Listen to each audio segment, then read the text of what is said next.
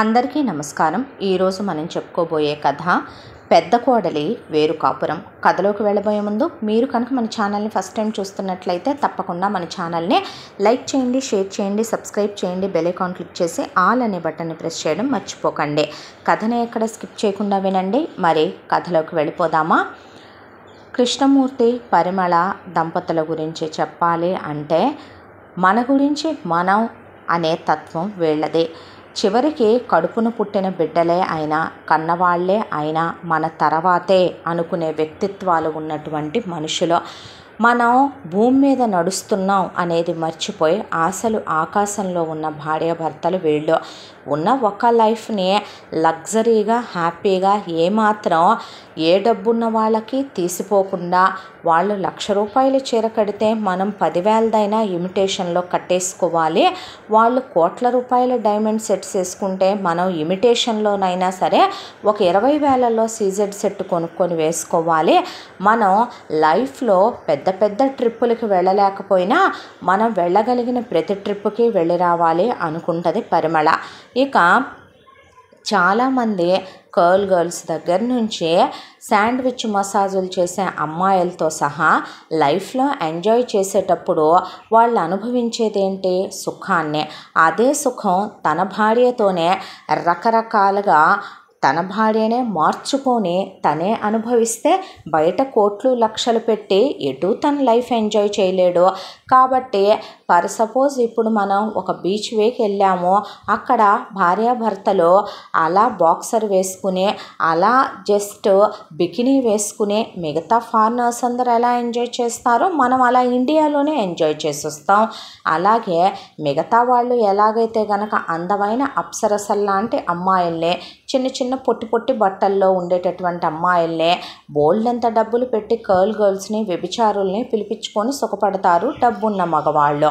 అవన్నీ తన భార్యతోనే వేయించే, తను అలాగే ఉండే కాస్ట్లీ స్కాచ్ లాంటివి, అలాగే షాంపెయిన్ లాంటివి తాగేంత, కాస్ట్లీ వైనులు లాంటివి, విస్కీలు లాంటివి తాగేంత లేకపోయినా ఇద్దరూ కలిసి కూర్చొని మందు కొడుతూ, స్మోక్ చేస్తూ అలా లైఫ్ని మనమెందుకో 5 స్టార్ హోటల్లో కాకపోవచ్చు, కానీ మనం వెళ్ళే దగ్గర ఒక టెంట్ వేసుకునైనా సేమ్ లైఫ్ని ఎంజాయ్ చేయాలి మన వైఫ్తో అనుకునే తత్వం కృష్ణమూర్తిదే. ఇక వీళ్ళిద్దరి అన్యోన్య దాంపత్యంతో కృష్ణమూర్తి తల్లిదండ్రులు కృష్ణమూర్తికి వాళ్ళు పెట్టాల్సినటువంటి వాటా కోట్లు లక్షలు ఉన్నవాళ్ళు కాదు పాపం. వాళ్ళకున్నదే 10 మంది సంతానం. అమ్మా నాన్నల బాధ్యతతో నాకు ఎలాంటి సంబంధం లేదు, నేను ఏ రెస్పాన్సిబిలిటీస్ పెట్టుకోలేనని ముఖం మీదే తెగేసి చెప్పేశాడు కృష్ణమూర్తి. దాంతో మిగతా అన్నదమ్ములు, అక్క చెల్లెళ్ళు నువ్వు చూడొద్దులే అని వాటా మాత్రం అందరికన్నా నాకు ఎక్కువే రావాలని గొడవ పెట్టుకున్నాడు. నిజం చెప్పాలంటే కృష్ణమూర్తినే వాళ్ళు డిగ్రీ వరకు మంచి ఫీజులే కట్టి తను చదువుకుంటానన్న కాలేజీలో చదివించారు. పాపం మిగతా వాళ్ళు మెరిట్ల మీద చదువుకొని ఆడపిల్లలకి కట్నాలు లేని సంబంధాలు వచ్చి పెళ్ళిళ్ళు చేసుకొని వెళ్ళిపోయిన వాళ్ళే కృష్ణమూర్తి తోబుట్టువులో. అయితే పరిమళ విషయంలో కూడా అంతే. తనే పరిమళనే 100 సంబంధాలు చూసి అందులో ఉన్న అమ్మాయిలు ఎవరూ నచ్చక తనకి ఈక్వల్ మైండ్ సెట్తో ఉందని పరిమళని నచ్చి పెళ్లి చేసుకున్నాడు కృష్ణమూర్తి. ఇక వాళ్ళు పెట్టాల్సిందేదో మిగతా కొడుకులకి కూతుళ్ళకి పెట్టగా వాళ్ళకు ఒక వాటా ఉంచుకొని, కృష్ణమూర్తి అన్నమాట రేపు మిగతా కొడుకులు కూతుళ్ళు అంటే ఏ వీధిలో ముష్టెత్తుకొని ఏ గుడి మెట్ల మీద కూర్చోలేరు కాబట్టి, ఏ ఆశ్రమాల్లో పరువు పోయి జాయిన్ అవ్వలేరు కాబట్టి ఓపికన్నన్నాళ్ళు మేము వేరే ఉంటామయ్యా అని ఉన్న 4 గదుల కొంప వాళ్ళ పేరు మీదే ఉంచుకొని 4 డబ్బులు ఉంచుకొని చివరాఖరి రోజుల్లో మమ్మల్ని ఎవరు చూస్తే ఇవి వాళ్ళకే ఇచ్చేస్తామని చెప్తే మాకు అసలు ఎక్కర్లేదు, మళ్ళీ నేను ఏ బంధాలు మీతో పెట్టుకోవాలని అనుకోవట్లేదు, మీ దగ్గరకు రావాలని అనుకోవట్లేదు, ముదరష్టపు సంత దరిద్రపు గోళ అనే కృష్ణమూర్తి తనకు రావాల్సిందేదో తీసుకొని అక్కడికక్కడ తెగ నమ్ముకొని అత్తగారి నగల్లో పరిమళ వాటా పరిమళ తీసేసుకొని యువతలకు వచ్చిన తర్వాత పరిమళ దగ్గర కృష్ణమూర్తి పెళ్లినాడు కట్నాలు కానుకలు అడిగిందే లేదు, వాళ్ళ పుట్టింటోళ్ళు ఇస్తామందే లేదు. అటు పుట్టింటి వాళ్ళు తోడబుట్టిన వాళ్ళకి వాటాలేస్తున్నారు అన్నదమ్ములకు అని తెలిసిన పరిమళ వెళ్ళి చెల్లెళ్ళని అక్కల్ని రెచ్చగొట్టి మరీ తీసుకెళ్ళి అక్కడ కూర్చుంటే వాళ్ళ మొగుళ్ళు కుక్కల్ని కొట్టినట్టు కొట్టి వాళ్ళు అత్తమామలకి క్షమాపణ చెప్పి మాకేమీ వద్దమ్మా, మీరు బాగుంటే చాలు, మాకే బోలెడంత ఉందే, మాకు అక్కర్లేదు, లేకపోయినా అడుక్కు తిని మొగుడు తెచ్చే గంజిలోనే వాటా పంచుకునే పెళ్ళాలతో మేము కాపురం చేస్తాం, లేదంటే డివోర్స్ ఇస్తామని పరిమళ బావగారు మరిది తీసుకెళ్ళిపోతే అక్కని చెల్లిని పరిమళకి ఎంకరేజ్మెంటే కదా కృష్ణమూర్తి. దాంతో పుట్టింటి వాళ్ళ దగ్గర నుంచి బంగారాన్ని అలాగే ఆస్తిలో వాటాని తెగనమ్మి డబ్బులు తెచ్చింది.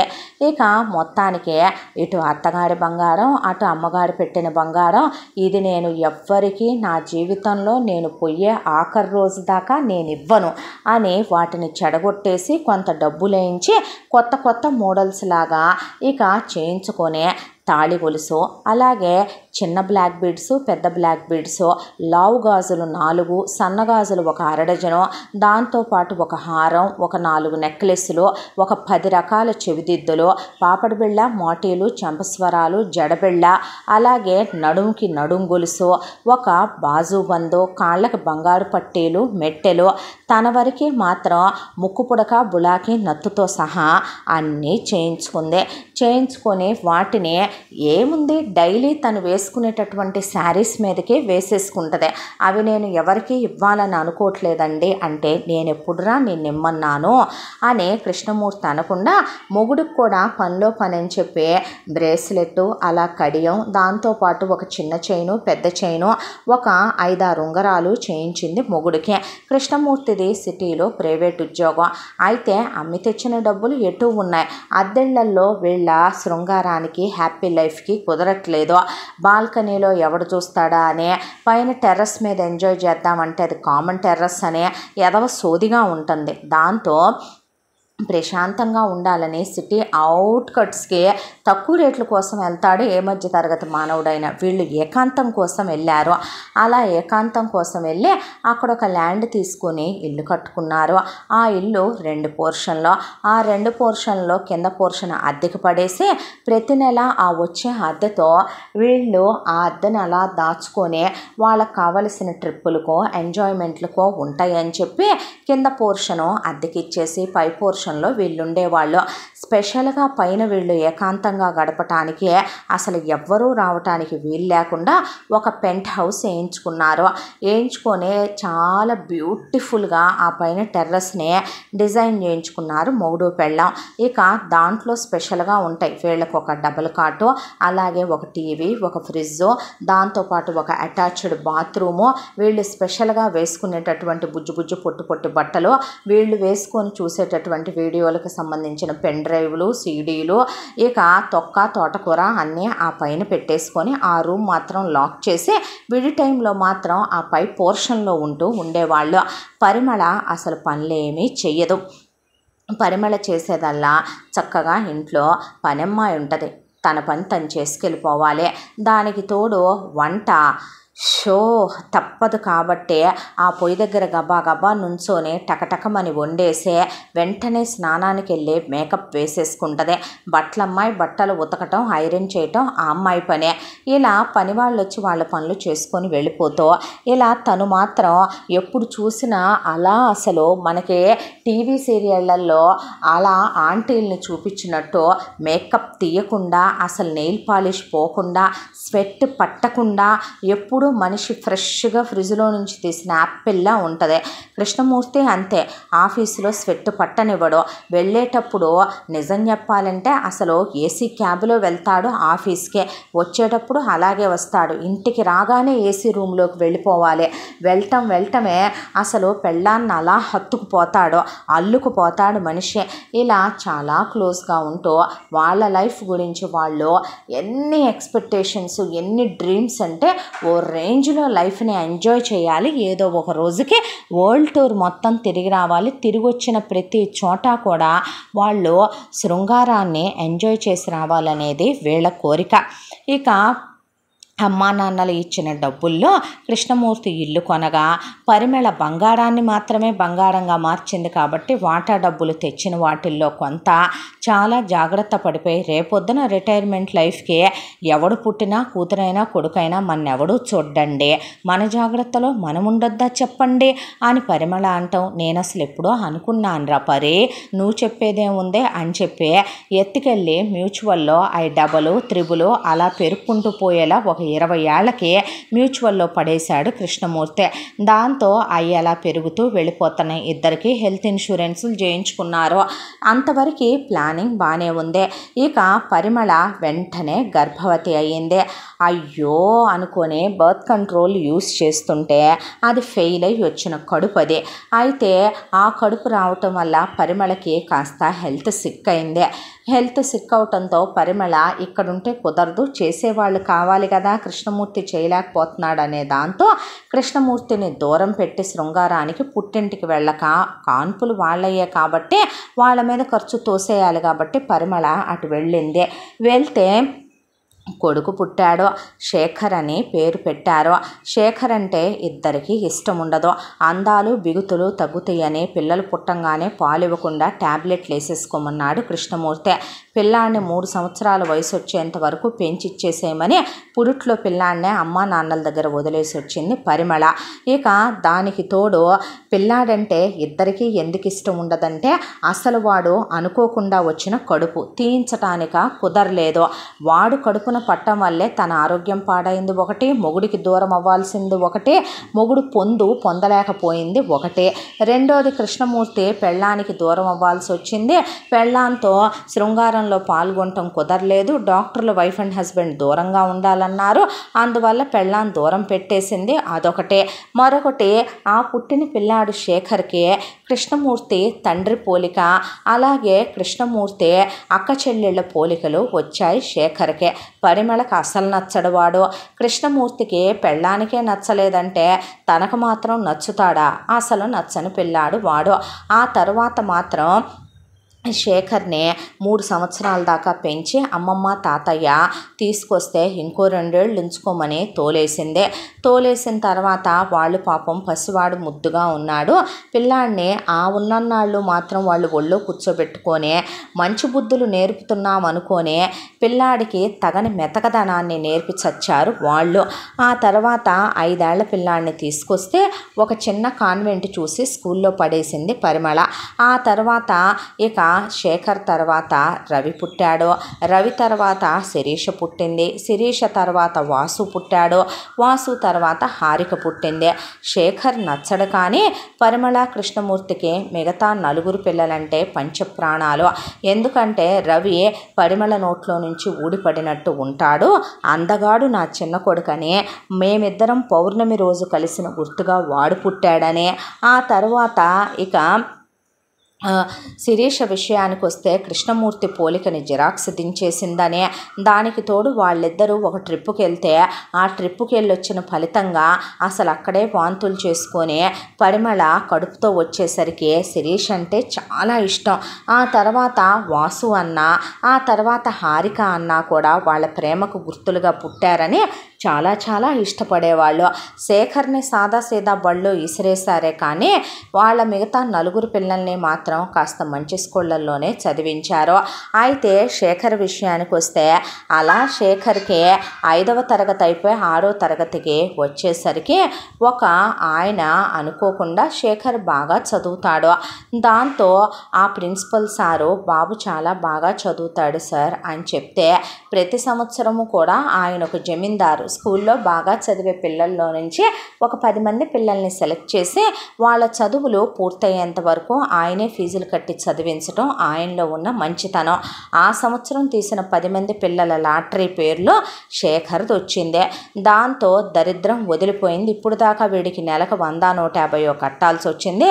ఇక నుంచి ఆ దరిద్రం కూడా పోయింది మనకి అంటే ప్రిన్సిపల్ సారు బాబుకి భోజనం ఖర్చు, బట్టల ఖర్చు, చదువు ఖర్చు పూర్తిగా జమీందారు గారే భరిస్తారండి అని చెప్పిన తర్వాత మంచిదండి అనేసారు మొగుడు పెళ్ళాం. అలా శేఖరు ఒక తాత చదివించటంతో అలా చదువుకుంటూ వెళ్ళిపోయాడు. ఇక మిగతా రవిని, శిరీషని, వాసుని, హారికని అతిగారాభం చేసి అతిగారాభంతో పాటు గర్వంతో పాటు అహంకారంతో పాటు పొగరు, మదం, బలుపు ఇవన్నీ నేర్పిస్తూ పెంచుకొచ్చేశారు పరిమళ, కృష్ణమూర్తి. ఒకవైపున లైఫ్ని వాళ్ళు ఎంజాయ్ చేస్తూ కృష్ణమూర్తి జీతాన్ని హ్యాపీగా వాడేసుకుంటూ మిగతా కొడుకులు కూతుళ్ళని విచ్చలవిడితనాలుగా తయారు చేసి పెంచడం మొదలుపెట్టింది పరిమళ. అంత దాంట్లో మాత్రం శేఖర్ తగ్గని మెత్తక ఏదున్నా వయసు వచ్చే కొద్దీ అమ్మ చేసేది నచ్చదు, నాన్న చేసేది నచ్చదు. చెల్లెళ్ళని తమ్ముళ్ళని ఎక్కువగా చూడటం, తన తక్కువగా చూడటం, కానీ గొంతెత్తి మాట్లాడలేడు, నోరు విప్పి మాట్లాడలేడు. కారణం ధైర్యస్తుడు కాదు, పిరికితనం అమాయకత్వం అనుకోవాలా అన్నే మనసులోనే మొయ్యటం. తీసుకెళ్ళి అలా పిల్లాడిని వాడికి 6వ తరగతి వచ్చిన దగ్గర నుంచి ఫీజులు ఎటు కట్టే పని లేదు, ఖాళీగానే ఉంటున్నాడని పొద్దున్నే న్యూస్ పేపర్లు వేయటం, పాల ప్యాకెట్లు వేయటం, ఆ తర్వాత ఈవినింగ్ స్కూల్ నుంచి వచ్చిన తర్వాత ఒక సరుకుల కొట్లో తీసుకెళ్ళి హోమ్ డెలివరీలు ఇచ్చి రావటం, ఆ వచ్చిన డబ్బులు కాస్త వీళ్ళే తీసుకొని మిగతా పిల్లలకు వాడుకునేవాళ్ళు. శేఖర్కి భోజనం పెట్టే పని లేదు. ఆ తర్వాత 10th క్లాస్ వరకు అలాగే, ఇంటరు అలాగే. ఆ తర్వాత ఇంజనీరింగ్ కంప్లీట్ అయిపోయింది. ఇంజనీరింగ్ తర్వాత పిల్లాడు పీజీ చేద్దాం అనుకున్నాడు, దాత చనిపోయాడు. ఆ తర్వాత వాళ్ళ పిల్లలు ఎవరిని చదివించడానికి సిద్ధపడట్లేదని తెలిసి పర్వాలేదు నా ప్రాప్తం ఇంతేలే, నేనే పార్ట్ టైం చేసుకుంటూ చదువుకుందాం అనుకుంటే ఈలోపు పరిమళ కృష్ణమూర్తి మొహం పగిలిపోద్దని శేఖర్ను పడేసి బాది పారేసి మూసుకొని ఉద్యోగానికి వెళ్ళమన్నారు. నెలకి 50,000 రూపాయలు జీతం. ఆ 50,000 రూపాయల జీతంలో కూడా నాన్న 500 పాకెట్ మనీకి ఇస్తాడు. ఆ 500 పాకెట్ మనీ ఇచ్చాడు కదా అని దానిలో నుంచే అమ్మ వచ్చేటప్పుడు ఆ కూరగాయలు ఎత్తురా ఎత్తురా అని ఫోన్ చేస్తుంది. పెద్ద తమ్ముడు నా ఫోన్ రీఛార్జ్ ఛాన్సరా అని ఫోన్ చేస్తాడు. చిన్న చెల్లి నాకు ఆ బుక్ కావాలి, ఈ వీక్లీ కావాలి తెమ్మంటదే. ఇంకో తమ్ముడు నా కోసం అది కొను ఇది కొను అంటాడు. నా దగ్గర డబ్బులు ఎక్కడైరా అంటే చిన్న చెల్లి ఆ లిప్స్టిక్దా ఈ కాజల్దా అని చెప్పుద్ది. 500 ఉంటున్నాయిగా, నాన్న ఇస్తున్నాడుగా, ఏం ఖర్చులున్నాయంట నీకు అనేస్తారు. పొద్దున్నే లేవాలి, లేచిన తర్వాత చెప్పుకుంటే సిగ్గుచేటో ఇంట్లో తనే ఇల్లంతా ఊడ్చేసి ఆ తర్వాత పని మనిషిని తీసేసింది పరిమళ. తీసేసి శేఖర్ పెద్ద అయిన తర్వాత ఇల్లంతా తడిగుడ్డ పెట్టుకొచ్చిన తర్వాత అంట్లు తోమేస్తాడు. తోమినంట్లు బోర్లు ఇచ్చేసి నీట్గా ఆ తర్వాత ఇక తనే బాత్రూముల దగ్గర నుంచి కడుక్కొచ్చేస్తాడు. కడుక్కొచ్చేసి వాళ్ళని నిద్రపోయే వాళ్ళని డిస్టర్బ్ చేయకూడదు, వాళ్ళ బెడ్రూముల్లోకి వెళ్ళి అవి సాయంకాలం క్లీన్ చేసుకోవాలి. అందరి బట్టలు ఉతికేసి డాబా మీద క్లిప్పులు పెట్టి ఆరేసి గంజులు పెట్టే వాటికి పెట్టేసుకుంటాడు. ఈలోపు వంటగదిలోకి అమ్మకి కావలసినవన్నీ టిఫిన్కి, భోజనానికి, కూరగాయల దగ్గర నుంచి అన్నీ కట్ చేసి పెడితే ఒళ్ళు విరుచుకుంటూ ఇక చెదిరిపోయిన బొట్టుతో, నలిగిపోయిన జుట్టుతో అలా నలిగిపోయిన చీర కట్టుకొని వచ్చి పరిమళ ఇక అప్పటికప్పుడు పెద్ద కొడుకు ఏమైనా వండాలంటే బద్ధకం. పెద్ద కొడుకు వేడినీళ్ళ స్నానం చేయకూడదు. ఆ అబ్బాయి గజగజ వణికే చలిలో సన్నగా ఎముకల గూళ్ళ ఉంటాడు శేఖరు. చన్నీళ్ళ స్నానం చేసి వచ్చేసరికి రాత్రి మిగిలిపోయిన అన్నం మాడు చెక్కులో ఏయో ఒకటి ఉంటే దాన్ని అలాగే ఓ బాక్సులో పడేసి అందులో మిగిలిపోయినటువంటి నిన్న రాత్రి తినగా ఉన్న కూస్తి పెరుగుంటే దాంట్లో కాసిన నీళ్లు పోసి తొలిపి అది అందులో పోసేసి పక్కన ఇక వేస్తే ఓ చిన్న ఉల్లిపాయో లేదంటే ఓ పచ్చిమిరపకాయో అందులో పడేసి బాక్సు చేతికి ఇచ్చొద్దే. టిఫిన్ ఉండదు, ఏమీ ఉండదు, మంచినీళ్ళు తాగి వెళ్ళిపోతాడు. ఆఫీసులో అదే తినాలి, ఒక్కోసారి పాచిపోద్ది, పడేస్తాడు. ఇక ఏమీ తినటానికి ఉండదు, నిలాహారం. సాయంత్రం కణకణ మండిపోయే కడుపుతో ఇంటికి వస్తే ఆ ఇంటికి వచ్చేసరికి వాళ్ళన్నీ తింటూ ఉంటారు, తాగుతూ ఉంటారు, కానీ తనకేమీ ఉండవు. వచ్చేసరికి ఖాళీగా ఉండటం ఎందుకు అని చెప్పి కొడుకుని ఇదివరకైతే 5ంటికి వచ్చిన తర్వాత సరుకుల కొట్లోకి పంపేవాళ్ళు, తర్వాత మెడికల్ షాపుల్లో పంపించారు. ఇప్పుడు ఖాళీగా ఉంటున్నాడని ట్యూషన్ పాయింట్ పెట్టించారు. అలా ఆ వచ్చిన డబ్బులు మొత్తం లెక్క చూసి తీసేసుకుంటాడు కృష్ణమూర్తి. నోరెత్తితే ఆ వయసు కొడుకుని పడేసి కొట్టి వాతలు పెట్టి కొరికేసి గిచ్చేస్తారు మొగుడు పెళ్ళాం. తమ్ముళ్ళకి తనంటే విలువలేదు, చెల్లెళ్ళకి తనంటే విలువలేదు, కుక్క కన్నా హీనంగా తీసేసి మాట్లాడతారు. ఇక ఉన్న ఆ ఇంట్లో ఏంటంటే పైన చూస్తేనేమో ఇప్పుడు అమ్మా నాన్న పైన ఉన్నటువంటి గది ఎవ్వరికి ఇవ్వరు. అలా అని వాళ్ళు రోజు ఆ గదిలో ఉండరు, వాళ్ళకి నచ్చినప్పుడు వెళ్ళి ఎంజాయ్ చేస్తారు. కింద ఉన్న బెడ్రూముల్లో ఒక దాంట్లోనేమో అమ్మ నాన్న, మరొక దాంట్లోనేమో పెద్ద తమ్ముడు, ఇంకో దాంట్లో చిన్న తమ్ముడు, ఇంకో దాంట్లో పెద్ద చెల్లి, ఇంకో దాంట్లో చిన్న చెల్లె హాల్లో పడుకుంటాడు శేఖరు. ఇక అదే కాదంటే గనక ఒక్కోసారి వెళ్ళి డాబా మీద పడుకుంటాడు. అమ్మా నాన్నలు డాబా మీదకి వెళ్ళేటట్టయితే గనక తను అలా వచ్చి కింద గుమ్మం ముందు బాల్కనీ ప్లేస్ లాగా కొంత ఉంటుంది, అక్కడ పడుకోవాలి. కుక్క బతుకు కన్నా హీనమైన బతుకు, దుఃఖం వచ్చేది, ఏడుపు వచ్చేది. ఎవరికి చెప్పుకోవాలి? అమ్మమ్మ తాతయ్య చనిపోయారు, నానమ్మ తాతయ్యల దగ్గరికి వెళ్తే వీళ్ళు ఒప్పుకోరు. పైగా వీళ్ళు చేసిన అవమానాలకే వాళ్ళు దూరంగా వెళ్ళిపోయి బ్రతుకుతున్నారు, తను టచ్లోనూ లేడు. ఒకసారి ధైర్యం చేసి ఆకలేసిందని 100 రూపాయలు తీసుకొని తన జీతం డబ్బుల్లో నుంచి ఏదో తినాలనిపించి తిన్నాడు. ఇంటికి వచ్చిన తర్వాత 3 రోజులు భోజనం లేదు, చావగొట్టేశారు. ఆ దెబ్బలు మానటానికి 1 నెల రోజులు పట్టింది. ఇంకోసారి ధైర్యం చేసి నేను ట్యూషన్ చెప్పే డబ్బుల్లోంచి నేను తీసుకోకూడదా అనేపాటికి ఆ 7 కొడుకును పడేసి తల్లి కళ్ళల్లో కారం కొట్టేసి ఇక వాతలు పెట్టేసి తండ్రి బెల్ట్ పీస్ అయిందాకా కొట్టేశాడు. అవి మానటానికి 1 నెల రోజుల టైం పట్టింది. ఈ నరకాలు పట్టం కన్నా ఆ పస్తులు పడుండటమే నయమేమోనని ఏ రోజుకి తనకి ధైర్యం వచ్చేను, ఏ రోజుకి తను ఎదురు తిరిగాను. దాంతో రోజులు భారంగా గడిచిపోతూ ఎక్కడైనా పెద్ద కొడుక్కి పెళ్లి చేస్తారో. రెండో వాడు రవిదే ఇంజనీరింగ్ అయిపోయిందే, అయిపోగానే ఉద్యోగం వచ్చింది. అమ్మయ్య, ఇప్పుడు తమ్ముడు ఉద్యోగం వచ్చింది కదా, కాస్త తన డబ్బుల్లో నాన్న ఒక 4-5 వేలు ఇస్తాడేమో వాడుకోవటానికే అని అనుకుంటే రెండో వాడి చదువు అయిపోగానే హర్షిత అనే ఒక అమ్మాయిని లవ్ చేశానని వెంటనే అమ్మా నాన్నలు వెళ్ళి మాట్లాడటం, ఆ తర్వాత తమ్ముడు పెళ్ళానికి పెళ్ళైపోవటం, పెళ్ళైపోయిన తర్వాత తమ్ముడు పెళ్ళాన్ని తీసుకొని హనీమూన్కి వెళ్ళి రావటం, ఇద్దరు ఉద్యోగాలకు వెళ్ళి రావటం మొదలుపెట్టారు.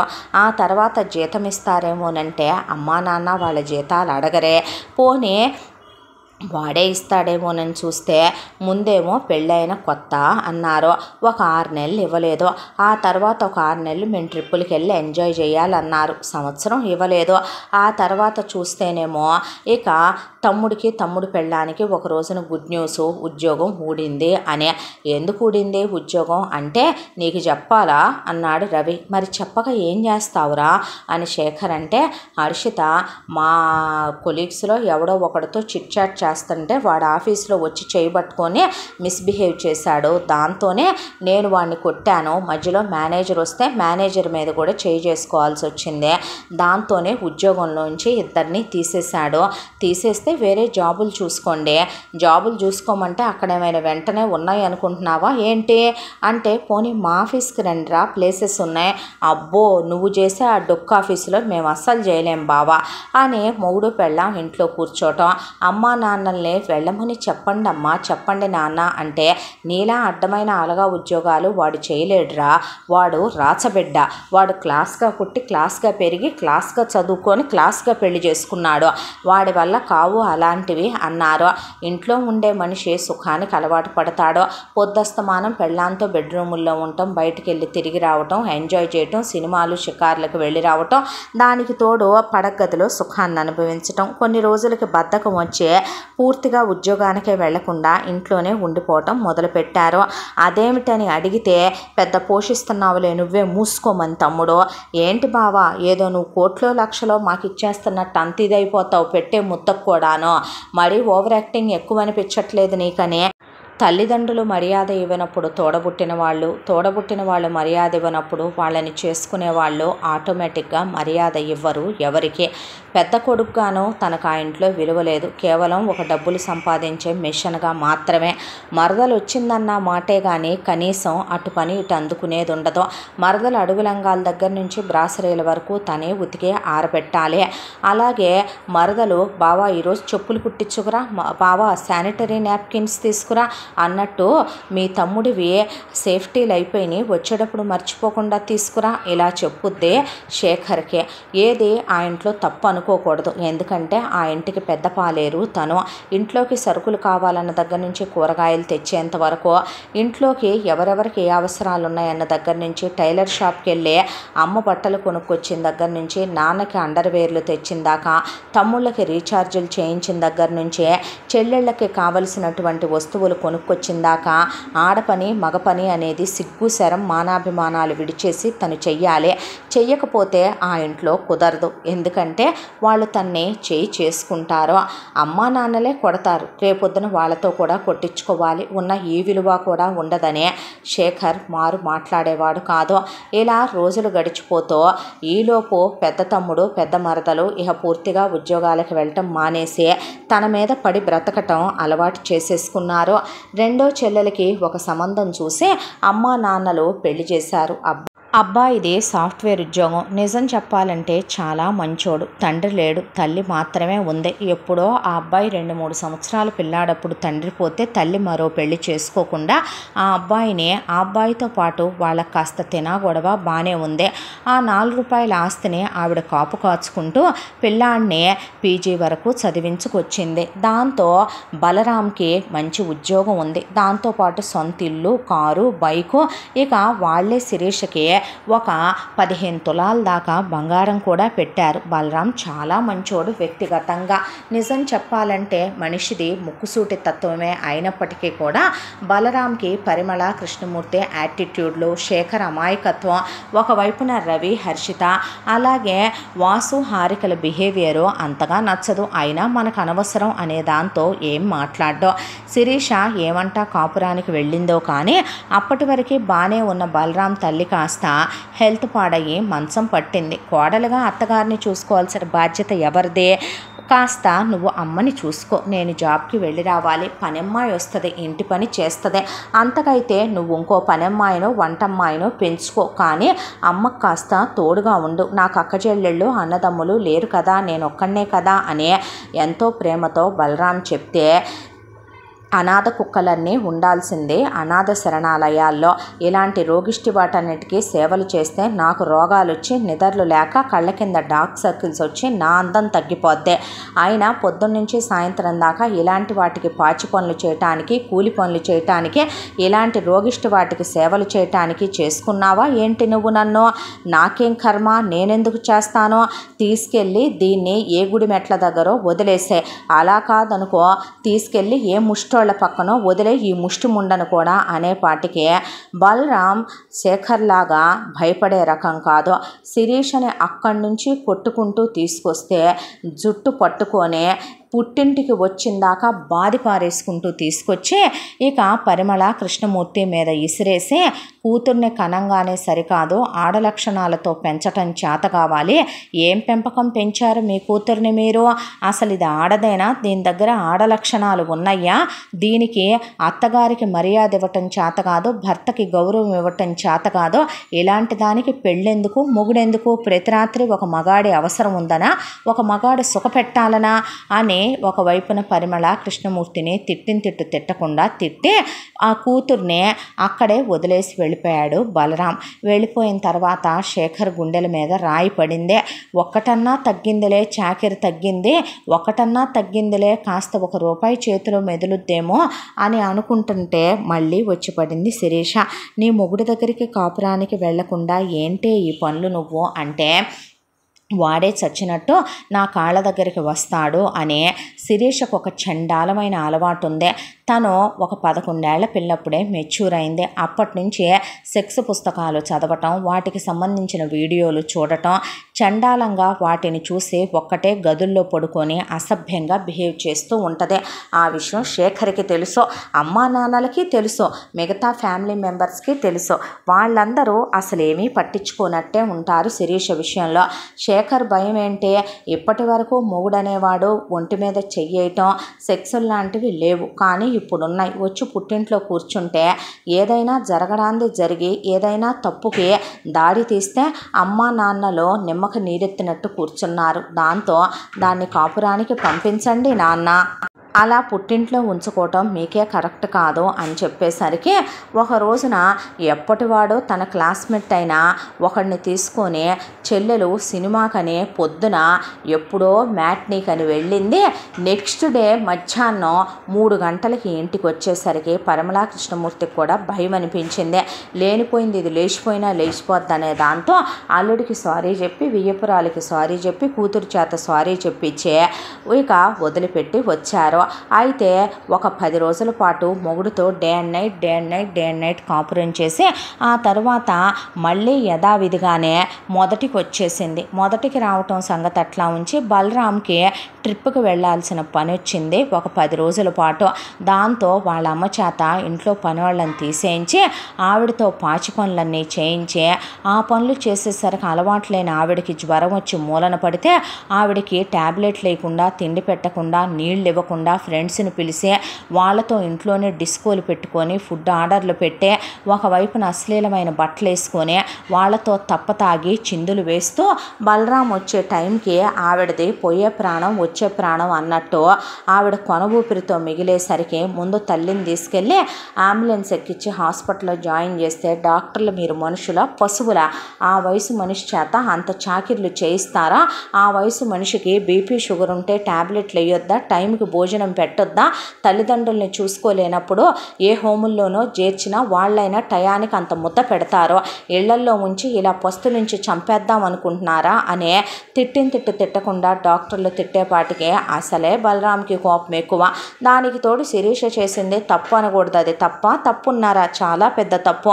దాంతో శిరీషని ఈసారి జుట్టు పట్టుకొని తీసుకొచ్చి పరిమళ కృష్ణమూర్తి ఎదురుగానే కాళ్ళ కిందేసి తొక్కేసి తుక్కు కింద బాధేసి దీంతో నేను అస్సలు కాపురం చేయనని నేను విడాకులు పారేస్తానని చెప్పి బలరాం వెళ్ళిపోతుంటే శేఖర్ వెళ్ళి బలరాం కాళ్ళు పట్టుకొని నేను ఎలాగోలా సర్ది చెప్పి పంపిస్తాను బలరాం, నువ్వు విడాకులు లాంటి నిర్ణయాలు తీసుకోవద్దు ప్లీజ్.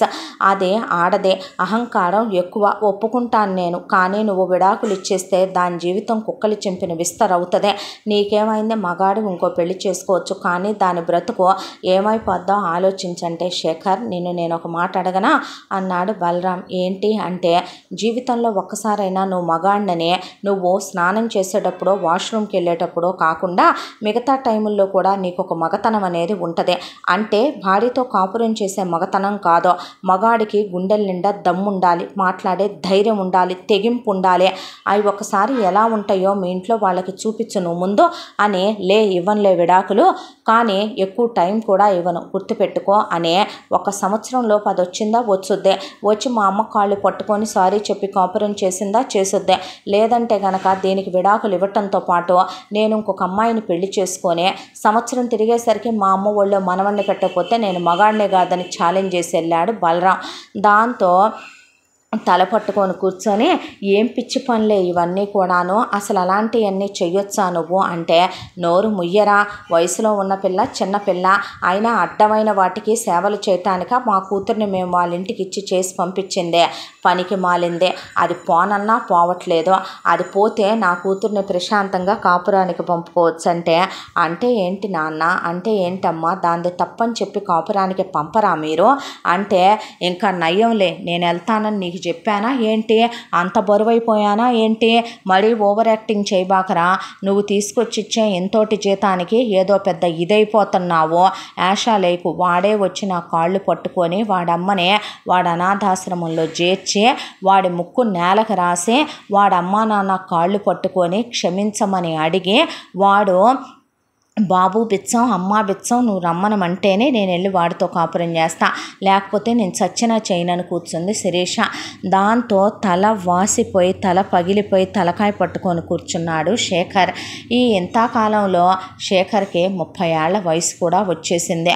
అప్పుడెప్పుడో 23 ఏళ్ల వయసులో బీటెక్ అయిపోయా అక్కడి నుంచి ట్యూషన్లు చెప్తూనే ఉన్నాడు, ఉద్యోగం చేస్తూనే ఉన్నాడు, ప్రమోషన్లు వచ్చినాయి, హైకులు వచ్చినాయి, జీతం అటు ఇటుగా పెరిగే 50 కాస్త 1 lakh వెళ్ళటం కూడా అయిపోయింది. కానీ తన బ్రతుకులో ఆ 500 పాకెట్ మనీను పెరగలేదు.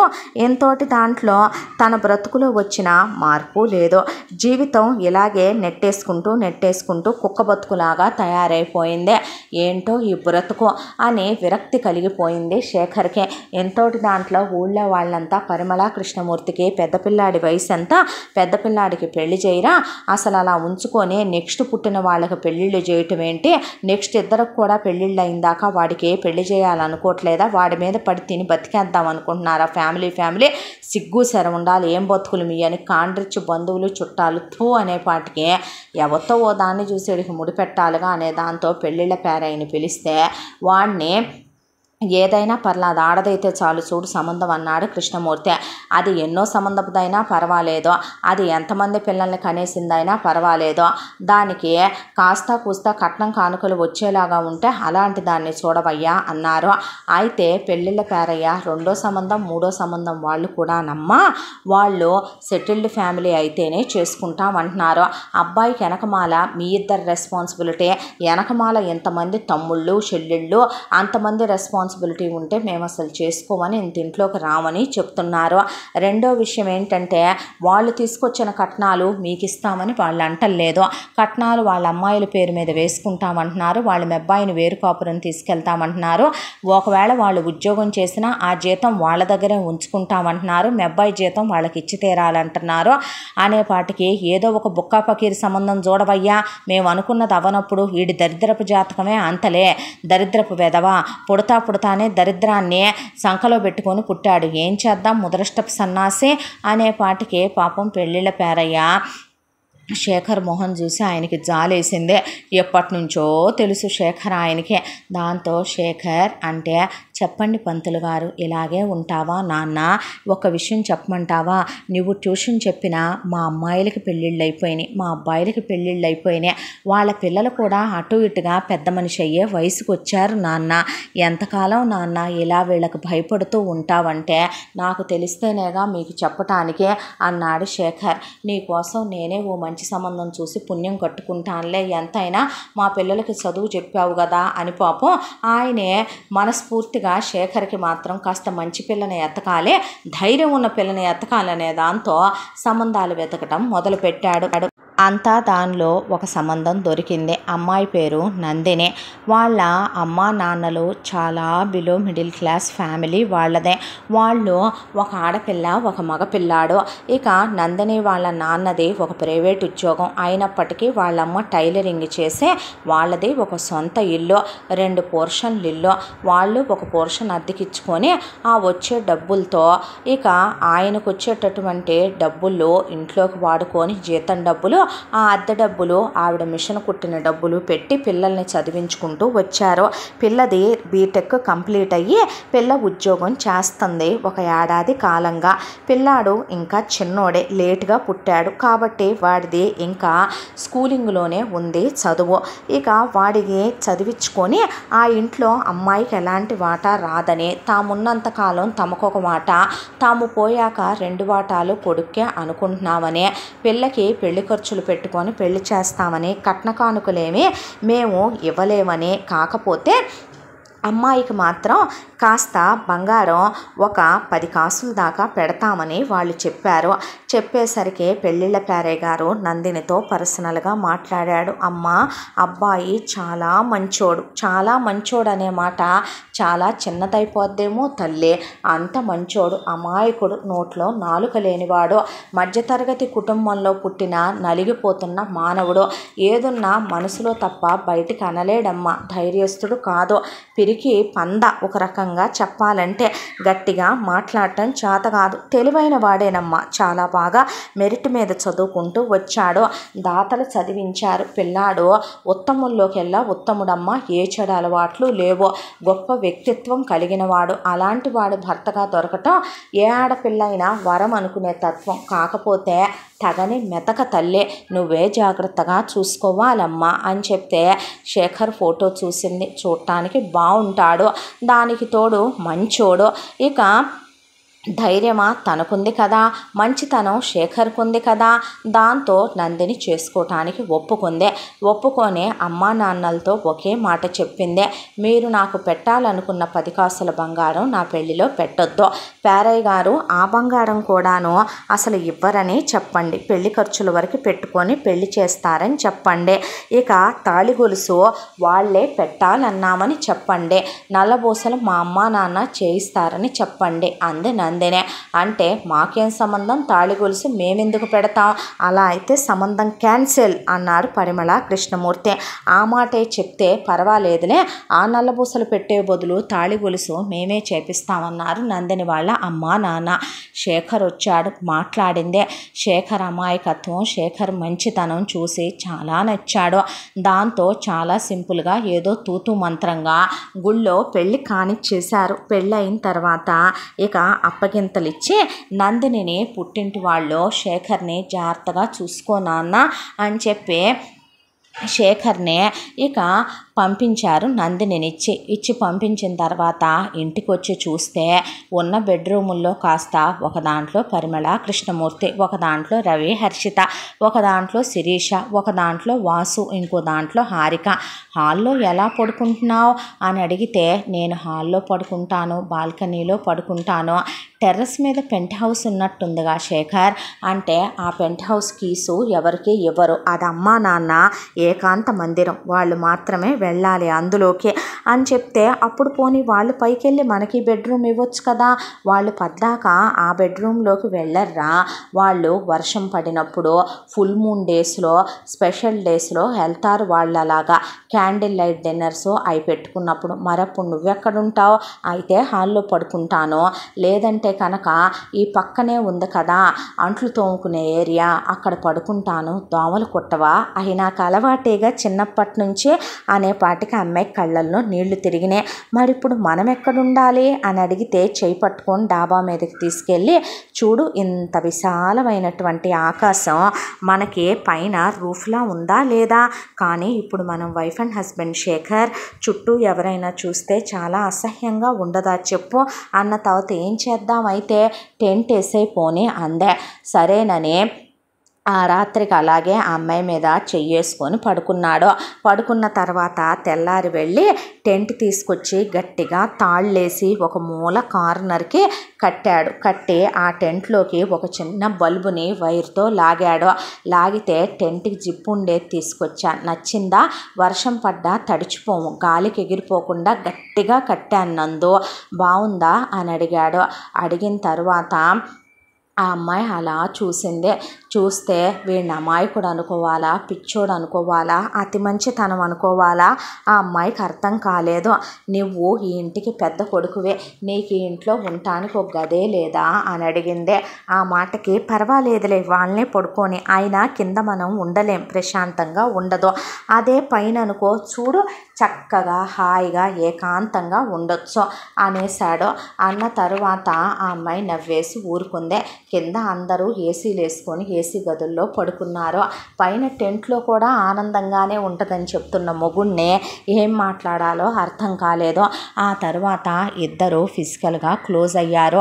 ఫిజికల్గా క్లోజ్ అయితే వెంటనే మనకప్పుడే పిల్లలు వద్దులే అని చెప్పి ముందు తనే కాండోమ్స్ తెచ్చుకున్నాడు. ఆ తర్వాత వాటికి కూడా డబ్బులు అవుతున్నాయి. ఆ డబ్బులకు కూడా తన దగ్గర డబ్బులు లేవనే దాంతో ఆ అమ్మాయిని తీసుకొని వెళ్ళి కాపట్టి వేయించి తీసుకొచ్చాడు. నందినికి నవ్వాలో ఏడవాలో అర్థం కాలేదు. ఇక తను కూడా జాబుకు వెళదామనే అనుకుంది. శేఖరే వద్దనేవాడు కాదు.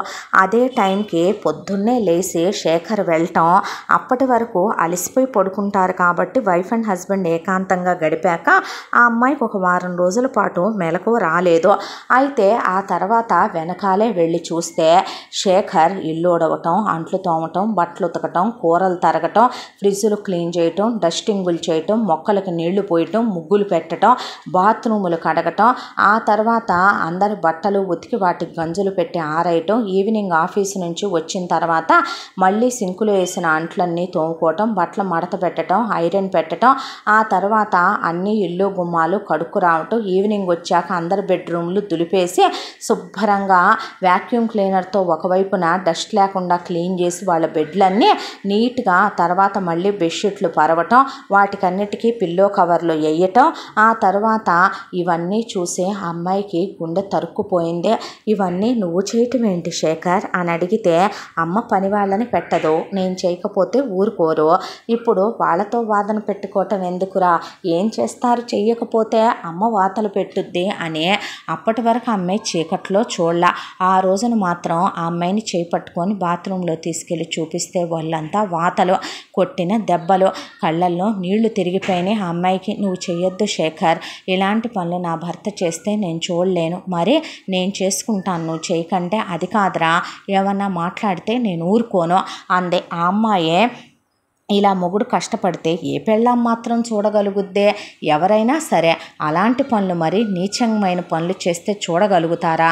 దాంతో పాపం పొద్దున్నే లేచి ఆ అమ్మాయే ఇంటి పని, ఇక ఈ అమ్మాయి అయితే వంట పనికి కూడా దొరికేసింది కాబట్టి పరిమళ పూర్తిగా రిలాక్స్ అయిపోతే ఇంట్లో వాళ్ళందరికీ టిఫిన్లు, ఇంట్లో వాళ్ళందరికీ భోజనాలు అంతా. దాంట్లో శేఖర్ బాక్స్ చూసింది ఆ అమ్మాయి.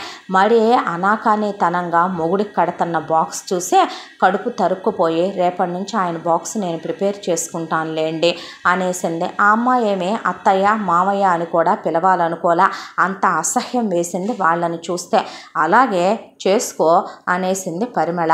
అయితే ఎవరికీ తెలియకుండా పాపం పొద్దున్నే ముందు లేవగానే గబా వంటగదిలోకి వెళ్ళి మొగుడు వరకు 4 దోశలు పోసేసి ఒక బాక్స్లో పెట్టి అంత చట్నీ వేసేసి, మొగుడి వరకు గబా అంత ఉప్మా చేసి, లేదంటే 4 పూరీలు సాది 4 చపాతీలు సాది ఒక దాంట్లో పెట్టేసి, అలాగే తను తినటానికి టెంట్లో పెట్టేసుకొని ఇక గబగబా మొగుడు కోసం భోజనం వండుకొని ఒక దాంట్లో అంత కూరన్నం, ఒక దాంట్లో అంత పచ్చడన్నం, ఒక దాంట్లో పెరుగన్నం కట్టి తీసుకెళ్ళి తిను శేఖర్ అని చెప్తే, పెళ్ళాం వచ్చిందిగా నా లైఫ్ మారిపోయింది అని ఆ అమ్మాయిని కౌగులించుకొని పెదాల మీద ముద్దు పెట్టి బాయ్ బాయ్ అంటే వీటికేం తక్కువ లేదని నవ్వుకునేదే.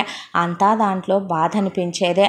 తను ఎదురు తిరిగి నిలదీయొచ్చు, కానీ తన ముందే తన భర్తని కొట్టడాలాంటివి చేసి మా కొడుకు మాకు హక్కు ఉంది అంటే తనేం మాట్లాడలేదు. శేఖరే మాట్లాడాలి, మాట్లాడతాడేమో, ఇప్పుడు తను వచ్చింది కదా, ఇప్పుడైనా తనకంటూ భార్య వచ్చింది, తనకంటూ లైఫ్ ఉంది, ఇప్పుడైనా నోరిప్పుతాడేమోనని చూసిందే.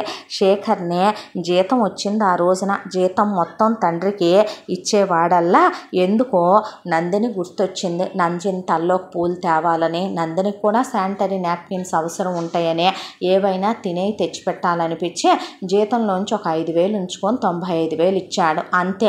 పరిమళ బూతులు తిట్టి మొట్టికాయలు వేసి కృష్ణమూర్తి కాళ్ళతో తన్ని నానా తిట్లు తిడితే ఆ అమ్మాయి చూడలేక అసలు ఆ పైన టెంట్లోకి వెళ్ళిపోయింది.